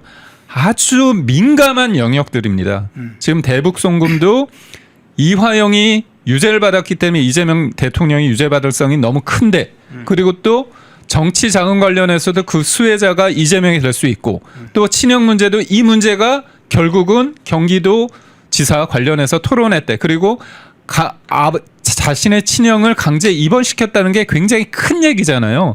일반 국민들이 볼 때 야 저런 사람이 어떻게 정치를 하지? 자기 집 문제도 그렇게 해결을 못하는데 가족 간의 문제도 그런 생각을 하는 데 있어서 가장 민감하면서도 이재명 입장에서는 다른 사람한테 얘기할 수 없는 것들 그것을 다 김현지가 사실상 설거지를 했다. 제가 볼 때는 일종의 행동대장이면서 제가 볼 때는 뭐라고 할까요? 저는 그런 생각이 들었어요. 이제 저 김현지 일은 쭉 보면서 네. 흥신소 흥신소 무슨 실장인가 이런 생각이 들었어요. 아니 이것뿐만이 아니라 또 뭐가 예. 있었냐면 도청 예. 하드 파일을 예. 그 배소연 씨인가요? 배소연 씨한테 지우라고 하는 부분도 있지 그렇죠. 않습니까? 네. 증거를 인멸하고 하라는 것도 있고 또 이재명 대통령 관련해서 됐을 때도 강선우 그 여가부 장관 후보자 관련해서 그랬던 것 같아요. 그러니까 이 김현지가 전화를 했기 때문에 강선우 입장에서는 그거를 되묻지 않았는 거죠. 그러니까 본인이 그 위치에 있는 사람도 아니지 않습니까? 그때는 총무비서관인데 총무비서관이 어떻게 보면 자기보다 더 위에 있는 그 장관 같은 경우 그리고 뭐 후보자 입장이지만 국회의원은 장관급이잖아요. 예. 근데 장관급한테 너 내려야겠다 이런 얘기를 할 수 있다는 건 뭐냐면 결국은 이재명의 뜻이 결국 김현지를 통해서 드러나고 있다. 그래서 이재명이 곧 김현지고 김현지가 이재명이다. 제3자가 볼 때는 그런 생각을 할 수밖에 없는 거 아닙니까? 예. 아니 설주한 변호사도 김현지가 4-5번 전화해가지고 당신이 어떻게 보면 이화영 전 부지사 관련해서 뭔가 검찰에 회유당하게끔 한 거 아니냐 그 얘기를 하니까 기분이 나빴다는 거잖아요. 예. 그런데 설주한 변호사 입장에서도 원래 좀 아는 사이고 4-5번 통화를 하면서 컨트롤 타워를 하고 여러 가지 재판에 대해서 개입을 한다 관리를 한다는 느낌을 가졌다는 거고 무엇보다도 아니 다른 사람도 아니고 이 사람이 전화했는데 뭔가 이재명이 나한테 얘기한 것처럼 그런 압박을 받았을 수 있기 때문에 그런 거 아니겠습니까? 그러니까 결국은 이 김현지라는 사람은 이재명이 뭔가 숨기고 싶은 거 그리고 이재명의 사법 리스크 그리고 모든 제가 하나 진짜 드리고 싶은 말이 이겠습니다. 그 지금의 이재명 정부는 병기남 인사라고 제가 늘 얘기하는데 예. 변호인들을 다 공직에 꽂아놓잖아요. 그러네요. 그런데 그게 뭡니까? 친소관계에 따라서 권력을 사유하고 있는데 이 변호인들을 왜 관리할까요? 그 변호인 관리하는 사람들이 누가 잘할까요? 이제까지 이재명의 사법 리스크, 대북송금, 이렇게 김영의 정치자금법 이런 모든 것들을 다 관리하는 사람이 김현지였기 때문에 김현지가 저는 사실상 이 변호인들을 꽂아놓지 않았을까? 공직에 알받게 하지 않았을까? 이게 우리가 어떤 사람에 대해서 과거에 뭔가 같이 했을 때 그게 당당하지 못했을 때 이 사람에 대해서 어떻게 해줍니까? 자리를 줘서 입막음하거나 아니면 몰래 또 챙겨주거나 그러겠죠. 네. 그래서 저는 지금의 변호인들이 너무 많잖아요. 심지어 법제처장 그리고 국정원 2인자인 기조실장 그리고 심지어 UN 대사 그리고 대통령실에도 보면 민정비서관, 공직기강 비서관, 그리고 법무비서관, 그리고 배지들도 공천을 해서 5명이 배지를 달았습니다. 그러니까 결국 이런 사람들을 왜 주요한 위치에 알박기를 했을까? 왜 이 사람들한테 그런 기회를 줬을까? 이재명도 그 리스트를 다 모를 수 있습니다. 그래서 김현지가 저는 사실상 그런 역할을 하지 않았을까. 김현지가 사실 전체 인사 기록 또 맞습니다. 인사 리스트를 가지고 다 조정을 해가면서 왜냐하면 이 사람이 이재명한테 플러스가 됐을까 마이너스가 됐을까에 대한 것들을 속속들이 아는 사람이 많지 않을 겁니다. 왜냐하면 이거는 모든 사람과 공유할 수 있는 게 아닙니다. 그래서 이재명 입장에서 그리고 대통령실 입장에서 민주당 입장에서 김현지가 어디든 나와가지고 입을 열면 아니 어떤 게 튀어나올지 모르는 거거든요. 그래서 꽁꽁 숨기는 게 아닐까 싶습니다. 예. 자, 김현지와 관련된 내용은 연일 터지니까 어차피 이제 어제 터졌던 김용 체포영장 유출 사건이나 거기에 김현지가 개입돼 있다거나 아니면 철저한 변호사가 얘기했던 사항 그리고 앞서 얘기했던 친형 강제 진입 관련된 개입 관련된 강제 정신병원 강제 입원 사건에 관한 개입 문제나 다 터져 나오니까요. 자, 이거 베일에 쌓였다고 꽁꽁 숨었다고 아마 김현지 문제가 터질까? 그거 제보를 제가 나올까? 아닙니다. 터져 나옵니다. 지금 물꼬가 터졌고 이미 저희가 이 할 때도 여러 가지 얘기했습니다만 김현지 문제와 관련해서는 팩트를 굉장히 중요하게 엮이겠지만 이건 계속 쏟아져 나올 거다. 그리고 이건 자신 있게 싸울 만한 사건들이 굉장히 많다. 그런데요. 자, 김현지 재산 공개 문제도 조금 어제 논란이 좀 됐어요. 그 문제 잠깐 살펴볼게요.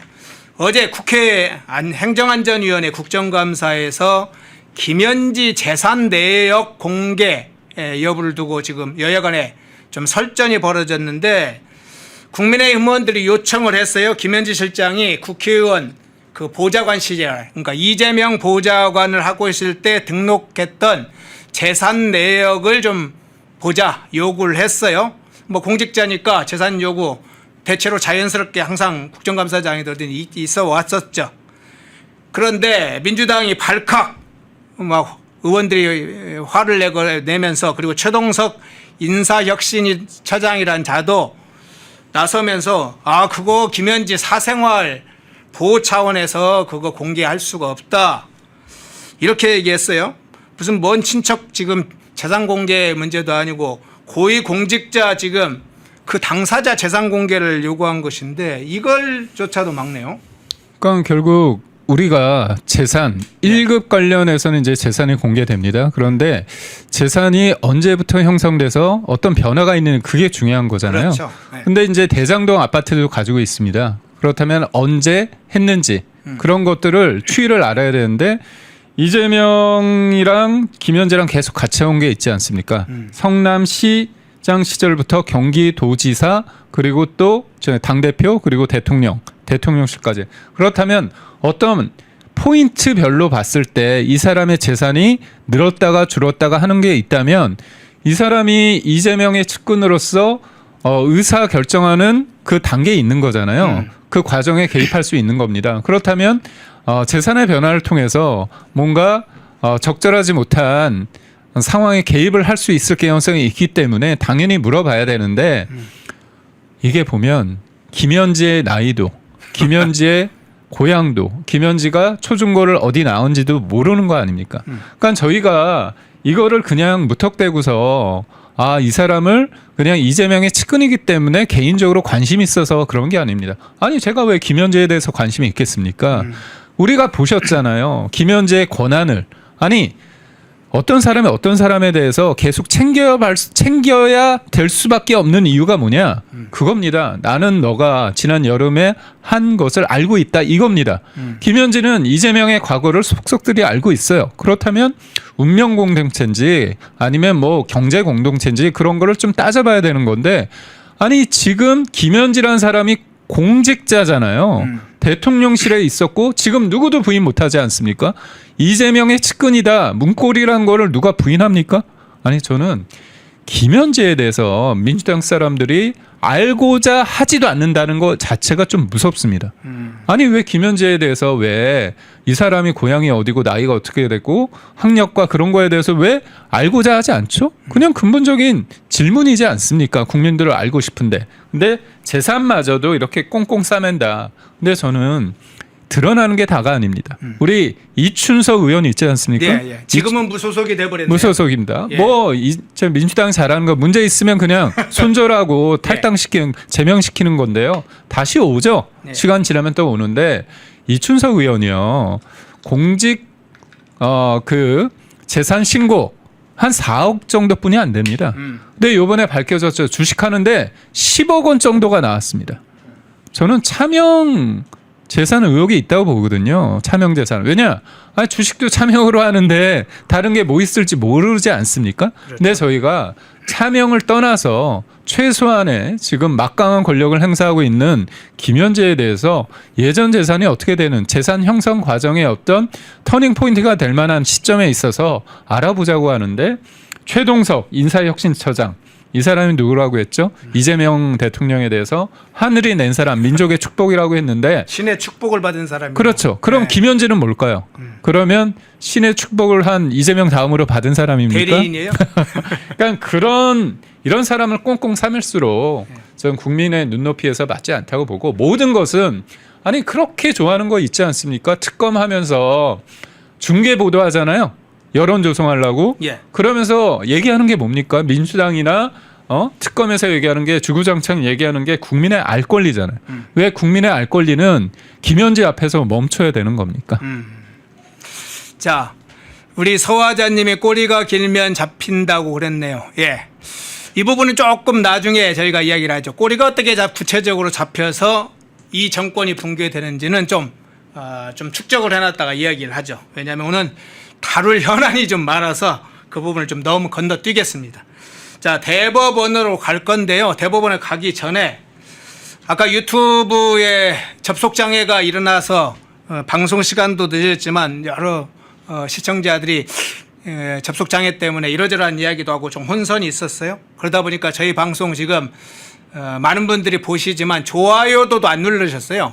좋아요 깜빡하셨어요. 좋아요 눌러주십시오. 많이 눌러주시기 바랍니다. 자, 대법원 현장으로 가보겠습니다.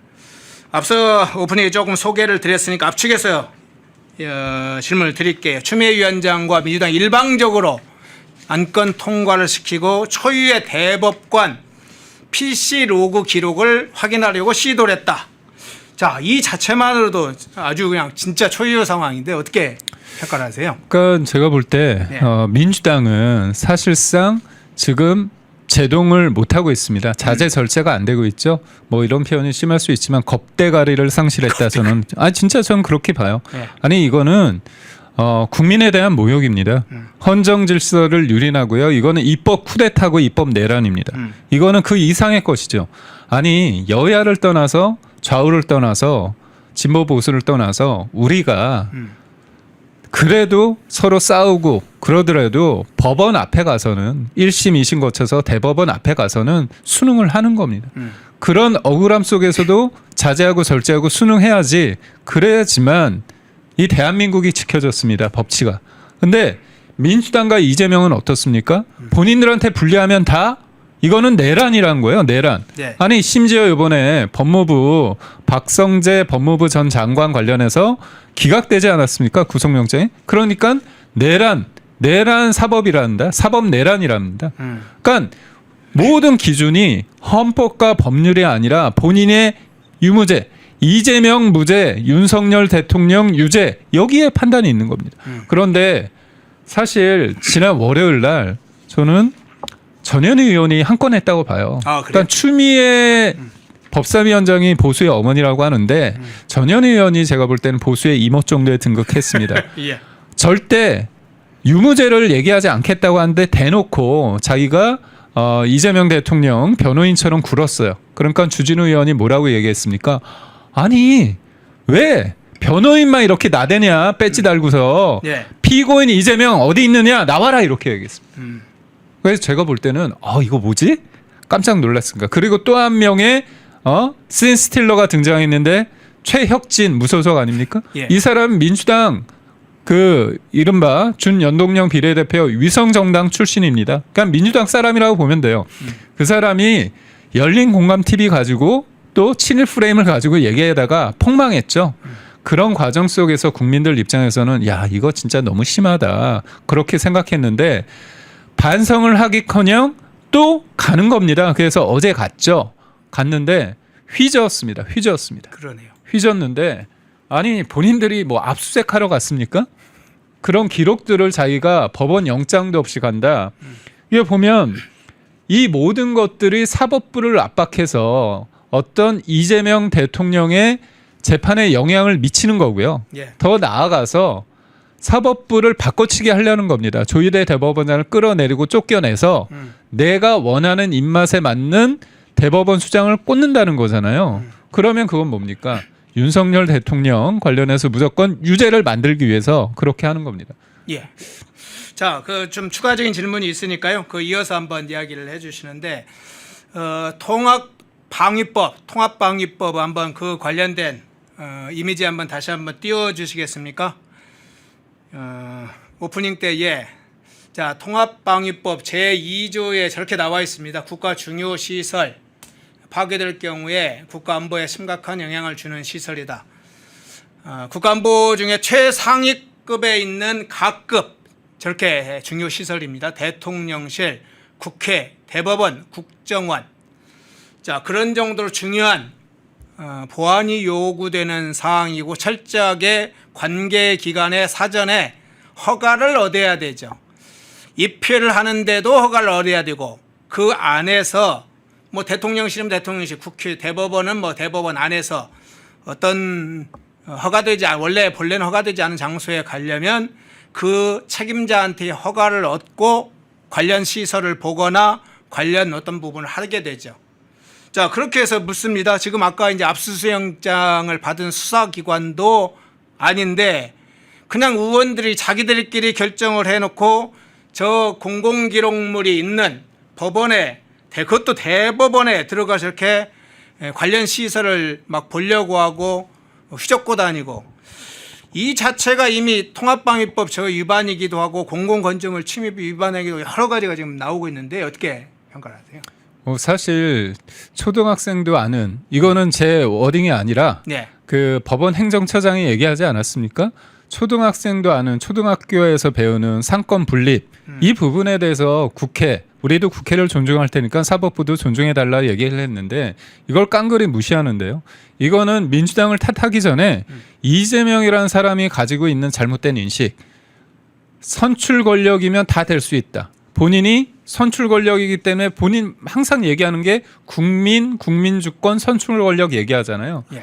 국민 주권이란 건 그냥 앞에 액세서리고요. 자신이 하고 싶은 건 내가 대통령 선출 권력이기 때문에 내 밑에 사법부가 있다는 거를 명시적으로 100일 기자회견 때 얘기를 했습니다. 그렇게 얘기를 하니까 개딸들이 흥분하고 그 모든 것들이 난 선출직이야. 국회의원들도 보면 그걸 다 무시하는 거잖아요. 이게 상권 분립이라는 게 기본적으로 이런 국회가 이렇게 압박을 하는 건 사법권 독립을 보장한 헌법 103조 그리고 합의 과정 비공개를 정한 법원 조직법 66조, 재판에 관한 국정감사의 한계를 정한 국정감사법 8조를 위반한 거거든요. 예. 그러니까 법을 만드는 국회에서 기존에 있는 법 자체를 깡그리 무시하고 있다. 이게 결국은 사법부를 압박해서 본인들 위주로 입맛에 맞는 것으로 새롭게 저는 리빌딩한다고 저는 보고 있거든요. 예. 그런 측면에서 볼 때 이거는 지금 여기에서 그냥 단순히 법적인 약간 정치적 공세가 아니라 저는 다 고발 조치해가지고요. 법의 잣대에 대해서 심판을 받아야 된다고 봅니다. 예. 자, 내란죄 항목 중에 국헌문란이라는 게 있죠. 내란죄가 성립이 되려면 국헌문란의 행위가 있어야 됩니다. 국헌문란이라는 게 뭐냐? 이제 공식적으로 어떤 개념화하면 헌법에 의하여 설치된 국가기관을 강압에 의하여 전복 또는 그 권능 행사를 불가능하게 하는 것을 대체로 말하죠. 윤석열 대통령이 뭐 전복하려고 시도를 했습니까? 뭐 여러 가지 이제 논란이 있는 부분이 있는데, 자, 사법부를 아까 바꿔치기를 하려고 했다. 네. 사실상은 사법부의 권한, 사법부의 권능을 파괴하는 행위가 국헌문란 행위인데 이게 내란이라고 볼 수도 있겠네요. 이게 진짜 내란이죠. 네. 생각해 보십시오. 제가 어떤 재판을 받고 있는데요. 1심을 받고 있습니다. 근데 갑자기 특정 정치 세력이 그 재판부가 문제라고 생각하면서요. 재판부를 바꿉니다. 네. 누가 동의할 수 있습니까? 말이 안 되는 거잖아요. 근데 지기현 판사가 윤석열 대통령을 구속 취소한 이유는요. 뭐냐? 공수처가 원래 내란 수사를 할 수 없습니다. 권한이 없는데도 그렇죠. 했습니다. 그래서 논란이 됐고요. 그래서 수사 과정의 적법성과 절차의 명확성을 봤을 때 상급심에서 파기될 가능성이 있고 그다음에 먼 미래 시간이 지나서라도 재심 사유가 될 수 있기 때문에 그거를 구속을 취소했습니다. 그러니까 이재명과 민주당 입장에서는 불안한 거예요. 그리고 잘 보십시오. 계엄이 곧 내란이란 프레임 속에서 갇혀서 모든 걸 보시면 안 되고요.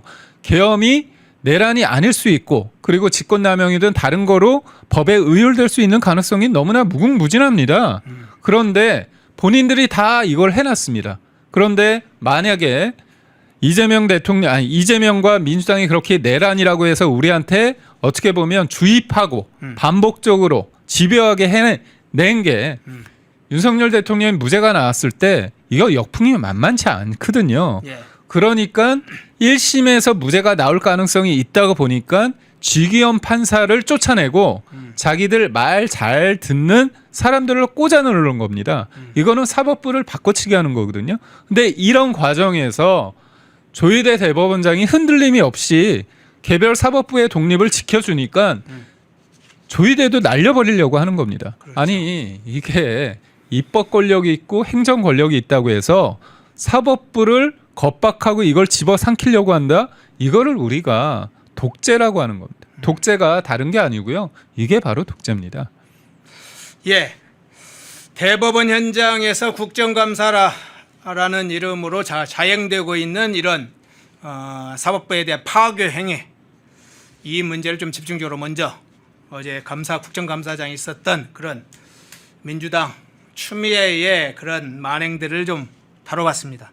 자, 다른 주제로 넘어가 볼게요. 이번에는 공수처 문제로 한번 넘어가겠습니다. 특검과 공수처. 와, 새로운 상황이 발생했네요. 특검이 공수처 오동훈 공수처장을 낚아채는, 자, 권력이 버려서 이제 특검이 낚아채는 걸까요? 한번 그 문제 한번 살펴보겠는데요.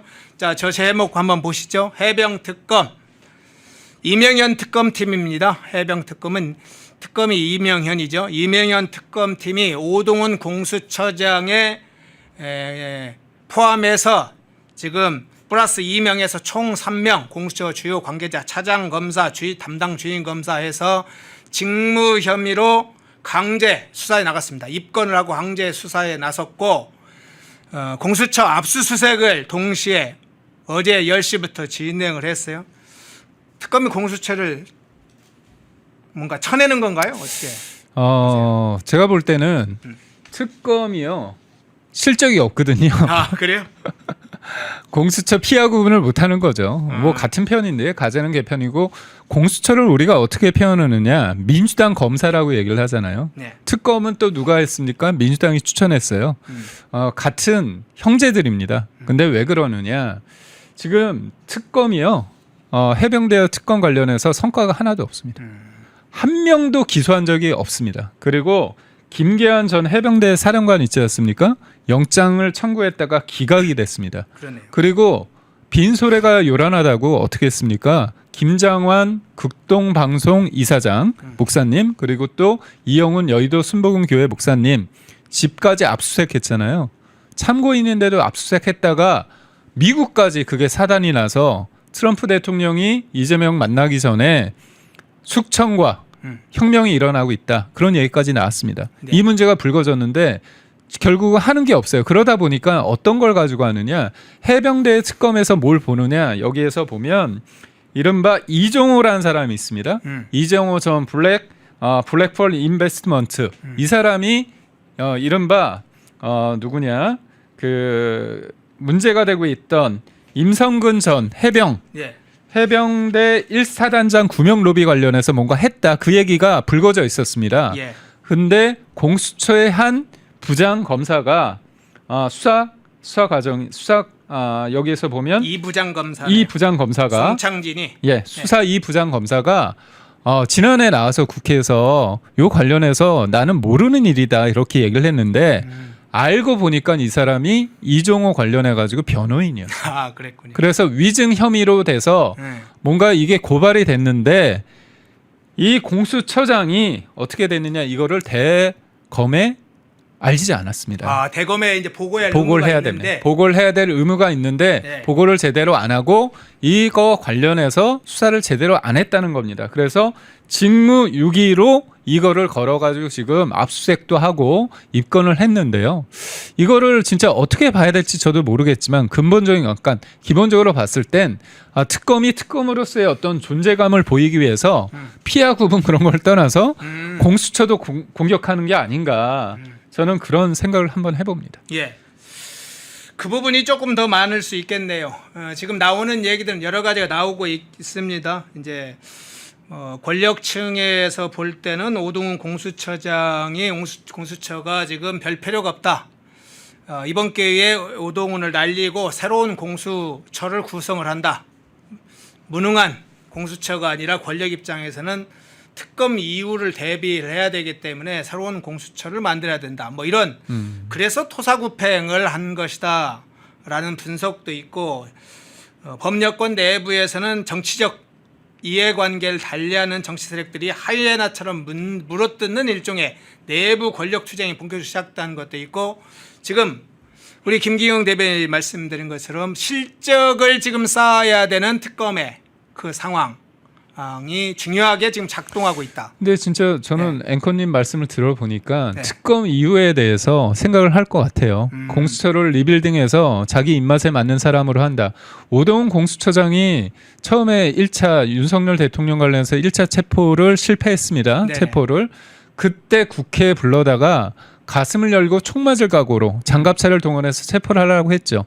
까라면 까라 얘기를 했잖아요. 근데 결국 그렇게 해서 했습니다. 근데 이 사람이 판사 출신이잖아요. 네. 검사가 아니라 보니까 이재명과 민주당 입장에서는 판사 출신이 아니라 자기 말 잘 듣는, 내가 굳이 얘기 안 해도 적극적으로 알아서 바람 불기 전에 풀 눕고 누워버리는, 그리고 알아서 그러니까 자기 손에 피 묻히고 흙 묻히지 않아도 알아서 할 수 있는 검사 출신으로 뭔가 바꿔보려는 그런 시도도 있을 것 같다는 생각이 들어봅니다. 예. 근데 이 부분은 마지막으로 하나 더 질문을 드릴게요. 오동훈이라는 인물은 이미 지난번 공수처가 윤석열 대통령 체포영장 또 체포과정, 체포영장 집행 뭐 여러 과정에서 공수처가 불법 행위를 했다는 것은 이미 윤석열 대통령 측에서 제기한 사항도 있고 법조계에서도 대체적으로 그 평가가 있었잖아요. 그러면 여권은 모를까? 이재명 집권 세력은 모를까? 이재명 집권 세력도 당시의 필요에 의해서 공수처를 도와주긴 했지만 그게 불법 행위라는 것을 인지하고 있을 것이다. 그 얘기는 거꾸로 지금의 이재명 권력에 사실상 오동훈이 이 덫에 올가미에 걸려 있던 상황이 아니었던 것 그러니까 같습니다. 결국 예. 그 제가 볼 때 역사의 흉기로서 본인이 복무한 거죠. 그러니까 헌법과 법률에 따라서 그리고 증인 그리고 증거에 따라서 수사를 한 게 아니라 답이 정해져 있지 않았습니까? 네. 공수처라는 것들을 태생부터 이거는 노무현 정부 때 노무현 전 대통령이 이걸 하고자 했고 문재인 때 억지 춘향으로 진짜 우격다짐으로 만들었습니다. 그 과정에 있어서 이른바 패스트트랙 그 문제까지 불거져서 지금 이거를 또 검찰이 국민의힘 의원들을 압박하고 있지 않습니까? 그러니까 결국 태생부터가 민주당 쪽으로 휘어져 있는 정치적인 집단인데 말씀하신 것처럼 한번 썼어요. 예. 그런데 그 과정에서 여러 가지 문제가 생길 수밖에 없고 이게 시간이 지나면 나올 겁니다. 그런데 공수처 그 당시에 지금의 공수처를 정리하고 새로운 공수처라면 그건 옛날 얘기고 지금 있는 공수처는 문제 없다 이런 식으로 뭔가 명분을 만들기 위해서 지금의 공수처를 일정 부분 정리하는 수순에 들어가는 거 아닌가 그런 생각도 해볼 수 있습니다. 예. 공수처 문제, 특검 문제 좀 다뤄봤고요. 자, 이제 어제 가장 큰 서민들, 무주택자들, 청년들, 신혼부부들에게 충격을 줬던 사건은 역시 부동산 대책 관련된 발표였죠. 어제 15일 경제 관련된 책임자들, 국토부 장관 일제히 나와서 회의를 한 결과를 발표를 했습니다. 대체로 이제 규제 지역을 확대하겠다, 대출을 하는데 좀 요건을 강화하겠다. 그리고 세금 규제도 좀 시도해 볼다 해서 구체적인 게 나온 게 있고 향후에 검토할 내용까지 해서 주로 수요를 억제하는 집 갖지 마라 이제 그런 방향으로 좀 낼 것 같은데 문재인 시즌 2가 본격화되는 건지 어제 발표 어떻게 평가를 하세요? 이게 보면 사람들이 집을 산다는 거 네. 이거는 인생에 있어서 굉장히 중요한 문제입니다. 결혼을 하고 아이를 갖고 그다음에 집을 산다는 건 굉장히 중요한 일이잖아요. 문재인 정부 때 사람들이 분노한 지점이 그겁니다. 네가 왜 내 인생에 태클을 걸어 이겁니다. 이거 보십시오. 우리가 집을 살 때 돈이 많아서 한꺼번에 현금 박치기로 해서 집을 사는 경우가 없습니다. 이게 갭 투자라는 표현을 쓰잖아요. 근데 이게 굉장히 용어 선택을 잘해야 됩니다. 갭 투자는 어떤 느낌이냐? 내가 돈이 많은데 집이 있는데 갭 투자를 통해서 집을 다주택자로 하면서 이거를 약간 투기적인 그런 뉘앙스로 씁니다. 예. 그런데 우리가 집을 살 때 내가 그 집을 다 사고서 들어가고 싶은데 전세를 통해서 매매가와 전세가 사이에 돈을 지불하면서 내가 그걸 소유하고 내가 전세가를 그동안 버는 거예요. 다른 데서. 그래서 그거를 전세에 있는 분들을 내보내고 내가 전세를 주면서 내가 들어가서 사는 겁니다. 그리고 대출을 일으킵니다. 그래서 우리나라 사람들이 집을 사는 방식이 딱 두 가지입니다. 대출을 끼거나 아니면 전세를 껴서 사는 겁니다. 그렇죠. 그런데 이거 못하게 하는 겁니다. 쉽게 말해서 너 집 살 자격이 안 돼. 현금 없네? 너 왜 집 살려고 해? 우리 집 살려고 하면 너 허가 받아야 돼. 대출도 요만큼 뿐이 못 해. 그리고 전세는 절대 못 끼고 못 사. 그러면 이거 뭡니까? 집값을 안정시키기 위해서는 수요와 공급이 있을 때 공급을 늘릴 생각을 해야 되는데 공급을 늘릴 생각을 하는 게 아니라 사고자 하는 수요를 분질러트리는 겁니다. 네. 집 살 수 없게 하는 겁니다. 이게 뭡니까? 주거 사다리를 아예 박차는 게 아니라 주거 사다리를 아예 제가 볼 때 박살을 내는 거다. 저는 생각이 들어서 이거는 문재인 정부 시즌 2인데 더 황당한 건 뭐냐? 더 빨간 맛, 더 강한 식으로 더 사람들을 힘들게 하는 겁니다. 그러면 지금 부동산에 대한 어떤 현실 인식이 잘못된 게 뭐냐면 부동산은 양극화되어 있습니다. 네. 이게 바람직하다는 게 아니에요. 네. 제가 볼 때 현상을 얘기하는 겁니다. 그럼 강남 3구하고 몇몇 구에서 그리고 경기도의 일부에서 집값이 오르고 있습니다. 그런데 이거 잡겠다고 해서 서울 전체하고 경기도 12곳인가요? 거기 전체를 토지 거래 허가 구역으로 설정을 한 거잖아요. 그렇죠. 그럼 여기는 집을 살려면요. 무조건 내가 들어가 살아야 됩니다. 2년 동안. 거주 이전의 자유가 없는 겁니다. 결국 이건 공산주의 사회주의 국가잖아요. 내가 능력이 있어서 은행에서 대출을 받아서 사고 싶은 사람이 있는 겁니다. 이런 사람들의 어떤 기회를 박탈하고 그리고 내가 지금은 없지만 전세를 끼고 사고 싶은 사람의 기회를 박탈하는 겁니다.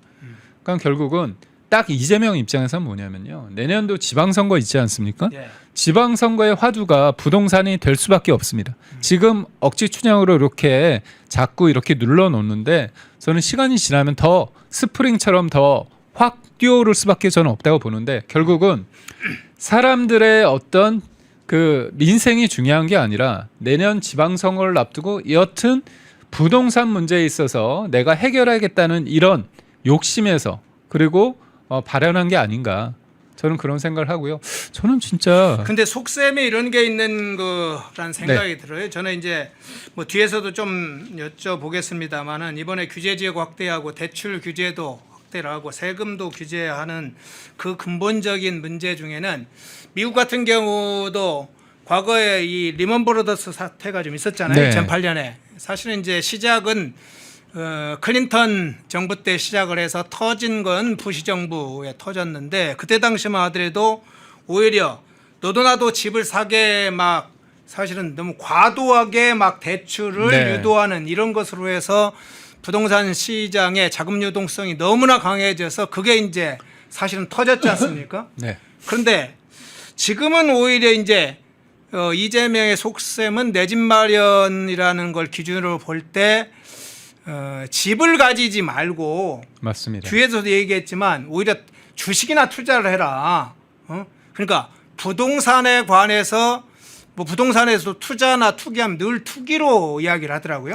부동산 문제를. 우리나라 국민의 자산의 70%가 부동산입니다. 예. 근데 이재명 입장에서는 코스피 5천이란 걸 하고 그거를 꽤 맞추기 위해서 부동산 자금을 주식으로 좀 하려고 하는 게 있는 것 같아요. 저는 뭐 부동산, 그러니까 우리나라의 어떤 자산의 70%가 부동산에 몰려 있기 때문에 네. 자연스럽게 개인의 선택에 의해서 그게 주식시장으로 가는 거는 저는 말리지 않습니다. 예. 그런데 이것뿐만이 아니라 본질적인 게 있습니다. 그 노무현 정부와 문재인 정부 때 부동산 정책을 수반한 사람이 누구냐? 김수현이라는 사람이 그러네요. 있습니다. 예. 김수현이 2010년도에 쓴 부동산은 끝났다 그 책 저서에 그 책의 내용이 명시적으로 있습니다.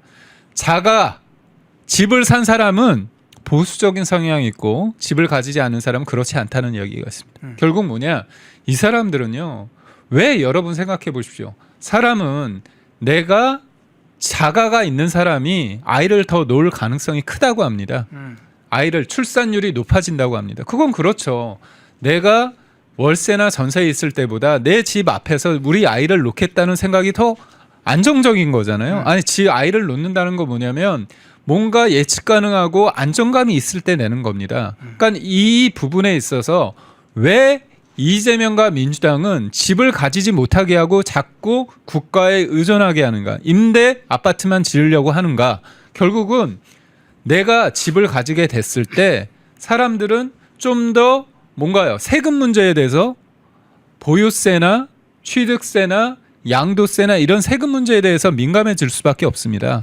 그렇기 때문에 이재명과 민주당 입장에서는 재건축 재개발을 통해서 서울 도심, 이 서울 도심이란 게 다른 지역에 비해서 많은 사람들이 원하는 지역이잖아요. 네. 원하는 지역에 원하는 형태의 아파트가 들어서는 거를 막는 거예요. 그래서 우리가 문재인 정부 때 왜 문재인이 못한 부분도 있지만 거기에 서울시장이 박원순이었습니다. 그랬죠. 박원순이 어떤 짓을 했느냐? 재건축 재개발, 다주택자 이런 사람들을 다 악마화했습니다. 그러면서 강북 지역에 재생 사업을 냈습니다. 재생 사업이 뭐냐? 도시재생이라는 도시재생. 이름으로. 예. 그게 뭡니까? 어떤 거냐면요. 집을 우리가 진짜 원하는 지역을 오래되면 부수고 새로 지어야 되잖아요. 도로도 깔고. 근데 그게 아니라 기존에 있는 집들을 두고 도로를 좀 넓히거나 아니면 담에 그림을 그리고 계단에 그림을 그리고 그러는 겁니다. 그러면 그걸 해서 원주민을 보호한다는 취지였습니다. 그런데 그런 것들이 제대로 안 되면서 원주민조차도 거기를 떠나는 상황은 슬럼화되고 있습니다. 그래서 박원순 10년 동안 서울이라는 매력적인 도시가 발전이 안 됐습니다.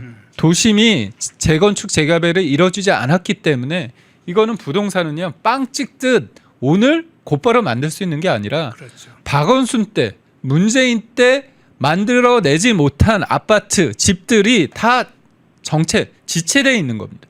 그게 있는 거거든. 그래서 저는 민주당이 해야 될 게 뭐냐면 솔직하게 인정을 해야 돼요. 예. 문재인 정부 때 박원순 때 이거 못한 부분하고 공급을 잘 하겠습니다. 그렇다면 공급은 재건축 재개발이거든요. 근데 이거를 악마화했기 때문에 이걸 못하는 거고 지금 우리가 가장 본질적으로 봐야 될 게 집 문제뿐만이 아니라 전세. 지금 실거주 요건을 다 강화했잖아요. 예. 그러면 집주인들이 다 여기 살아야 됩니다. 그럼 전세 물건이 없잖아요. 집이 있는 사람도 불행하고요. 전세 사는 사람도 힘듭니다. 그리고 전세가 없어지잖아요. 그 월세가 뛰잖아요. 그러니까 우리나라가 굉장히 좋은 제도가 있습니다. 뭐냐면 전세입니다. 월세 살다가 돈을 모으면 어떻게 가죠? 전세 가고 전세 살면서 돈을 맡겨놨다가 내가 돈을 더 모아서 집을 살 때 전세금 가지고 그게 종잣돈이 되는 거잖아요. 결국 주거의 사다리 월세에서 전세로 가면서 그리고 자가를 하는 이 일련의 그 주거 사다리 자산이 형성되는 과정에 있어서 이게 완전히 분질러진 겁니다. 그래서 저는 주거 사다리가 문재인 때는 걷어찼다고 생각하지만 지금의 주거 사다리를 아예 불살렀다. 그리고 아예 박살냈다. 저는 그런 표현을 하고 싶습니다. 자, 어제 국토 홈페이지가 마비됐다고 그럽니다. 과부하에 의해서 마비됐다는데 부동산 대책 관련해서 발표가 되고 그 보도 자료를 국토부 홈페이지에 올렸어요. 그런데 저 제목 보십시오 한번. 부동산 대책 벌써 쇼크. 접속 폭주에 국토부 홈페이지가 마비됐다. 실제로 굉장히 지금 피해를 당할 우려가 있는 사람들이 상당히 많이 생길 것으로 보이는데 저 국토부 홈페이지 마비 사태를 어떤 차원에서 해석을 해야 될까요? 그러니까 사람들이 어떤 정책에 대해서 관심도가 높은 거죠. 예. 그리고 단순히 접속하는 게 아니라 제가 볼 때는 좀 황당하기 때문에 너희들이 뭐라고 했는지 한번 보자. 뻔하거든요, 사실. 부동산 문제를 해결하는 방식은 세 가지입니다. 수요와 공급이 가장 시장 원리에 맞는 거죠. 두 번째는 나쁜 방법입니다.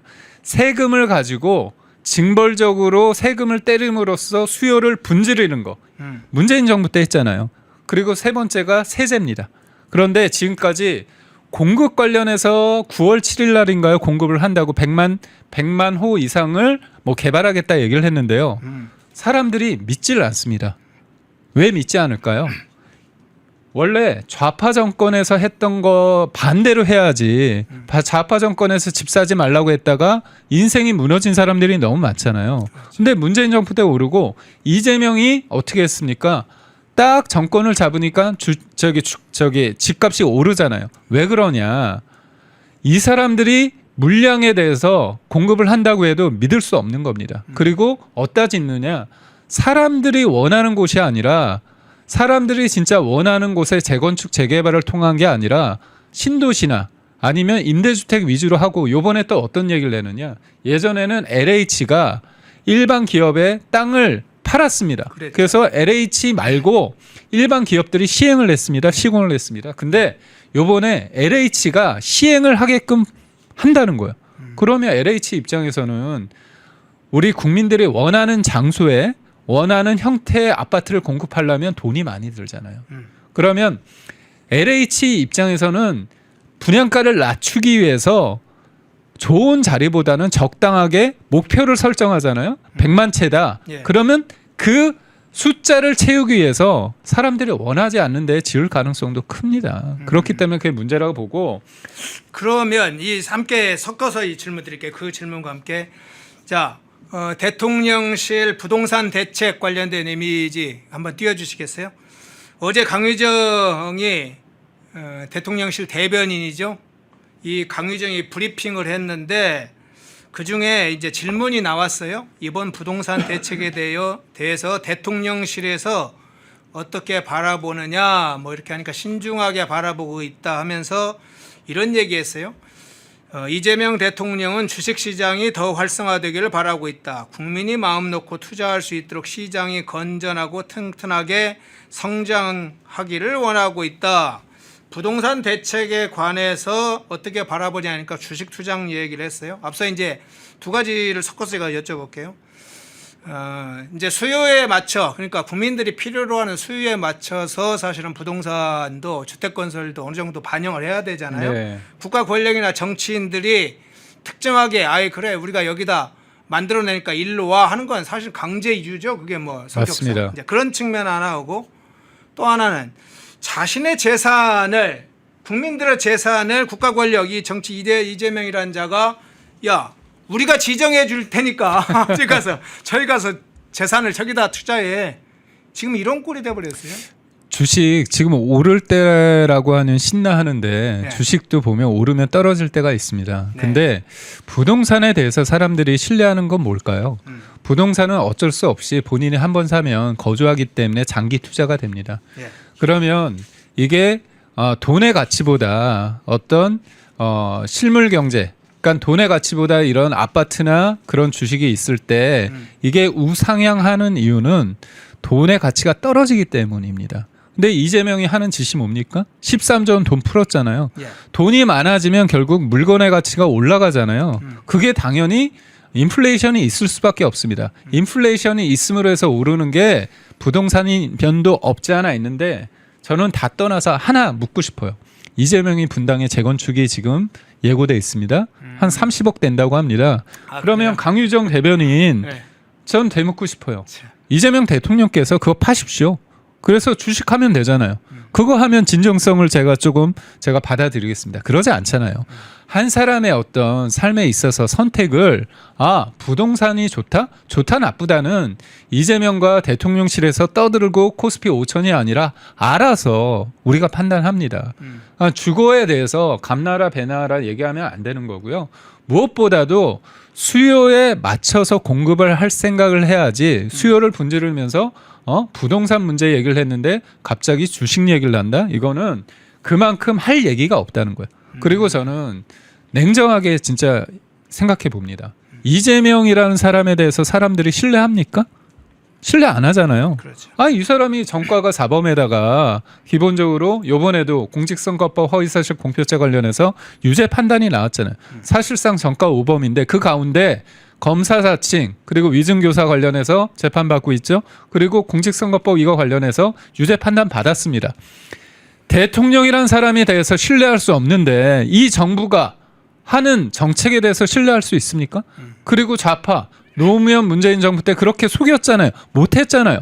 그런데 뭘 하겠다는 건지 저는 그래서 제발 발표하지 마라. 발표하지 마라. 발표하지. 아니 저는 진짜예요. 그냥 가만히 있어라. 아니 생각해 보십시오. 문재인 정부 때 27번 했는데요. 네. 진짜 열심히 노력해서 집을 살려고 하는 사람들의 꿈을 앗아갔습니다. 그래서 지금 이게 부동산이 양극화됐는데 문재인이 그렇게 노무현 때 자꾸 공급을 안 하고 수요를 분절시키기 위해서 세금을 남발하고 대출을 옥죄했잖아요. 근데 똑같은 패턴입니다. 그래서 저는 솔직하게 본인이 할 수 없으면 시장 논리대로 수요와 공급대로 하고 재건축 재개발 관련해서 해줄 수 있는 부분을 좀 해라. 그리고 또 무엇보다도 다주택자를 악마화했잖아요. 그랬죠. 아니 집이 2채 3채 있는 사람들 세금 내고 하는 부분에 대해서 그거를 악마화할 필요 없습니다. 생각해 보십시오. 2~3채 있는 사람이 본인이 다 거기에서 살지 않잖아요. 그거는 전세와 월세 물건입니다. 근데 지금 제일 안 좋은 게 뭐냐면 집 가진 집이 없는 사람뿐만 중에서 전세도 씨가 마르고 있고 전세가 없으면 월세살이를 해야 되잖아요. 그럼 결국은 뭐냐? 내가 버는 것에 있어서 따박따박 월세로 나가야 되는 겁니다. 그러면 월세가 많이 오르면 내가 가처분 소득, 실질 소득이 줄어드는 거잖아요. 그렇죠. 그럼 소비가 안 됩니다. 소비가 안 되기 때문에 전반적으로 경제적인 것도 안 좋을 수밖에 없는 거고요. 제가 마지막으로 한 말씀 드리겠습니다. 네. 이재명 대통령께서 산재가 발생했을 때 어떻게 합니까? 주식이 폭망해야 된다. 그리고 면허를 취소해야 된다. 그리고 지금 어떻게 합니까? 그러니까 지금 건설 회사들이요. 사실상 지금 그 이재명 대통령이라는 사람이 그 국무회의 때 한 발언 때문에 산재 관련해서 이 문제를 해결하기 위해서 아예 그 현장을 올스톱합니다. 예, 284억 맞습니다. 확인된 것만 맞습니다. 그 정도 되더라고요. 그러면 어떻게 되죠? 네. 공사 기간이 늘죠. 분양가가 올라가죠. 네. 내 집 마련의 꿈은 멀어져 가는 겁니다. 또 사실은 그걸 공기가 단축되면 서두르다가 또 사고가 나요. 그럼요. 그리고 문제가 뭐냐면 그렇게 압박을 한다고 했을 때 중대재해처벌법을 압박한다고 했을 때 산재가 줄었냐? 줄지 않았습니다. 그러면 이건 문제를 풀어가는 방식 자체가 잘못된 거잖아요. 그러니까 저는 이재명이라는 사람이 자기가 왕이라도 된 듯이 뭐 한마디 하는 거죠. 근데 세상은 복잡다단합니다. 그리고 사람들의 욕망이 시장의 논리, 수요와 공급에서 이루어지는 그거를 인정해야 된다고 저는 봐서 저는 이재명 대통령의 진짜 얘기 가만히 좀 있어요. 가만히 좀 있어라. 가만히 좀 있어요. 예. 마지막 대목을 정리해 주셨네요. 일부 김기영 대변인께서 가만히 있어라. 이재명은 그냥 잠자코 있으면 그게 도움이 된다. 이렇게 정리해 주는데 2부에는 임무영 변호사, 이진숙 위원장 변호인 모시고 할 텐데요. 앞서서 중요 현안을 우리 김기영 대변인과 함께 나눠봤습니다. 김기영 대변인입니다. 고맙습니다. 고맙습니다. 펜앤마이크와 광동이 함께 준비한 초저분자 콜라겐으로 피부 속까지 촘촘하게 관리하세요. 하루 두 알로 피부 보습, 탄력 개선, 체내 흡수에 용이한 저분자 PC 콜라겐, 부원료 또한 탄탄하게 펜앤마이크 TV 단독 할인 1개월분 한 박스에 13,000원, 3개월분 3박스에 30,000원. 펜앤마이크 구독자 전용 댓글 상단 할인 링크에서 구매 가능합니다. 전화 문의는 1661-6915, 전화 문의는 1661-6915. 독립, 성장, 역전, 펜앤경제TV 권미란입니다. 8월 25일 매일 저녁 8시 경제독립 8시 라이브 방송이 시작됩니다. 대형주 블루칩 발굴 전문가 이정호 멘토, 테마 선점 전문가 이주호 멘토, 글로벌 자산 배분 투자 전문가 문서진 멘토, 삼박자 매매 월드바겐헌트 송동현 멘토, 실전 초고수들과 함께 만들겠습니다. 여러분의 투자 라이프를 180도 바꿔줄 경제 라이브, 경제독립 8시, 매일 밤 8시에 뵙겠습니다. 펜앤마이크에서 추천하는 영상도 보고 가세요. 다른 영상도 즐기시려면 구독 버튼을 꼭 눌러주세요.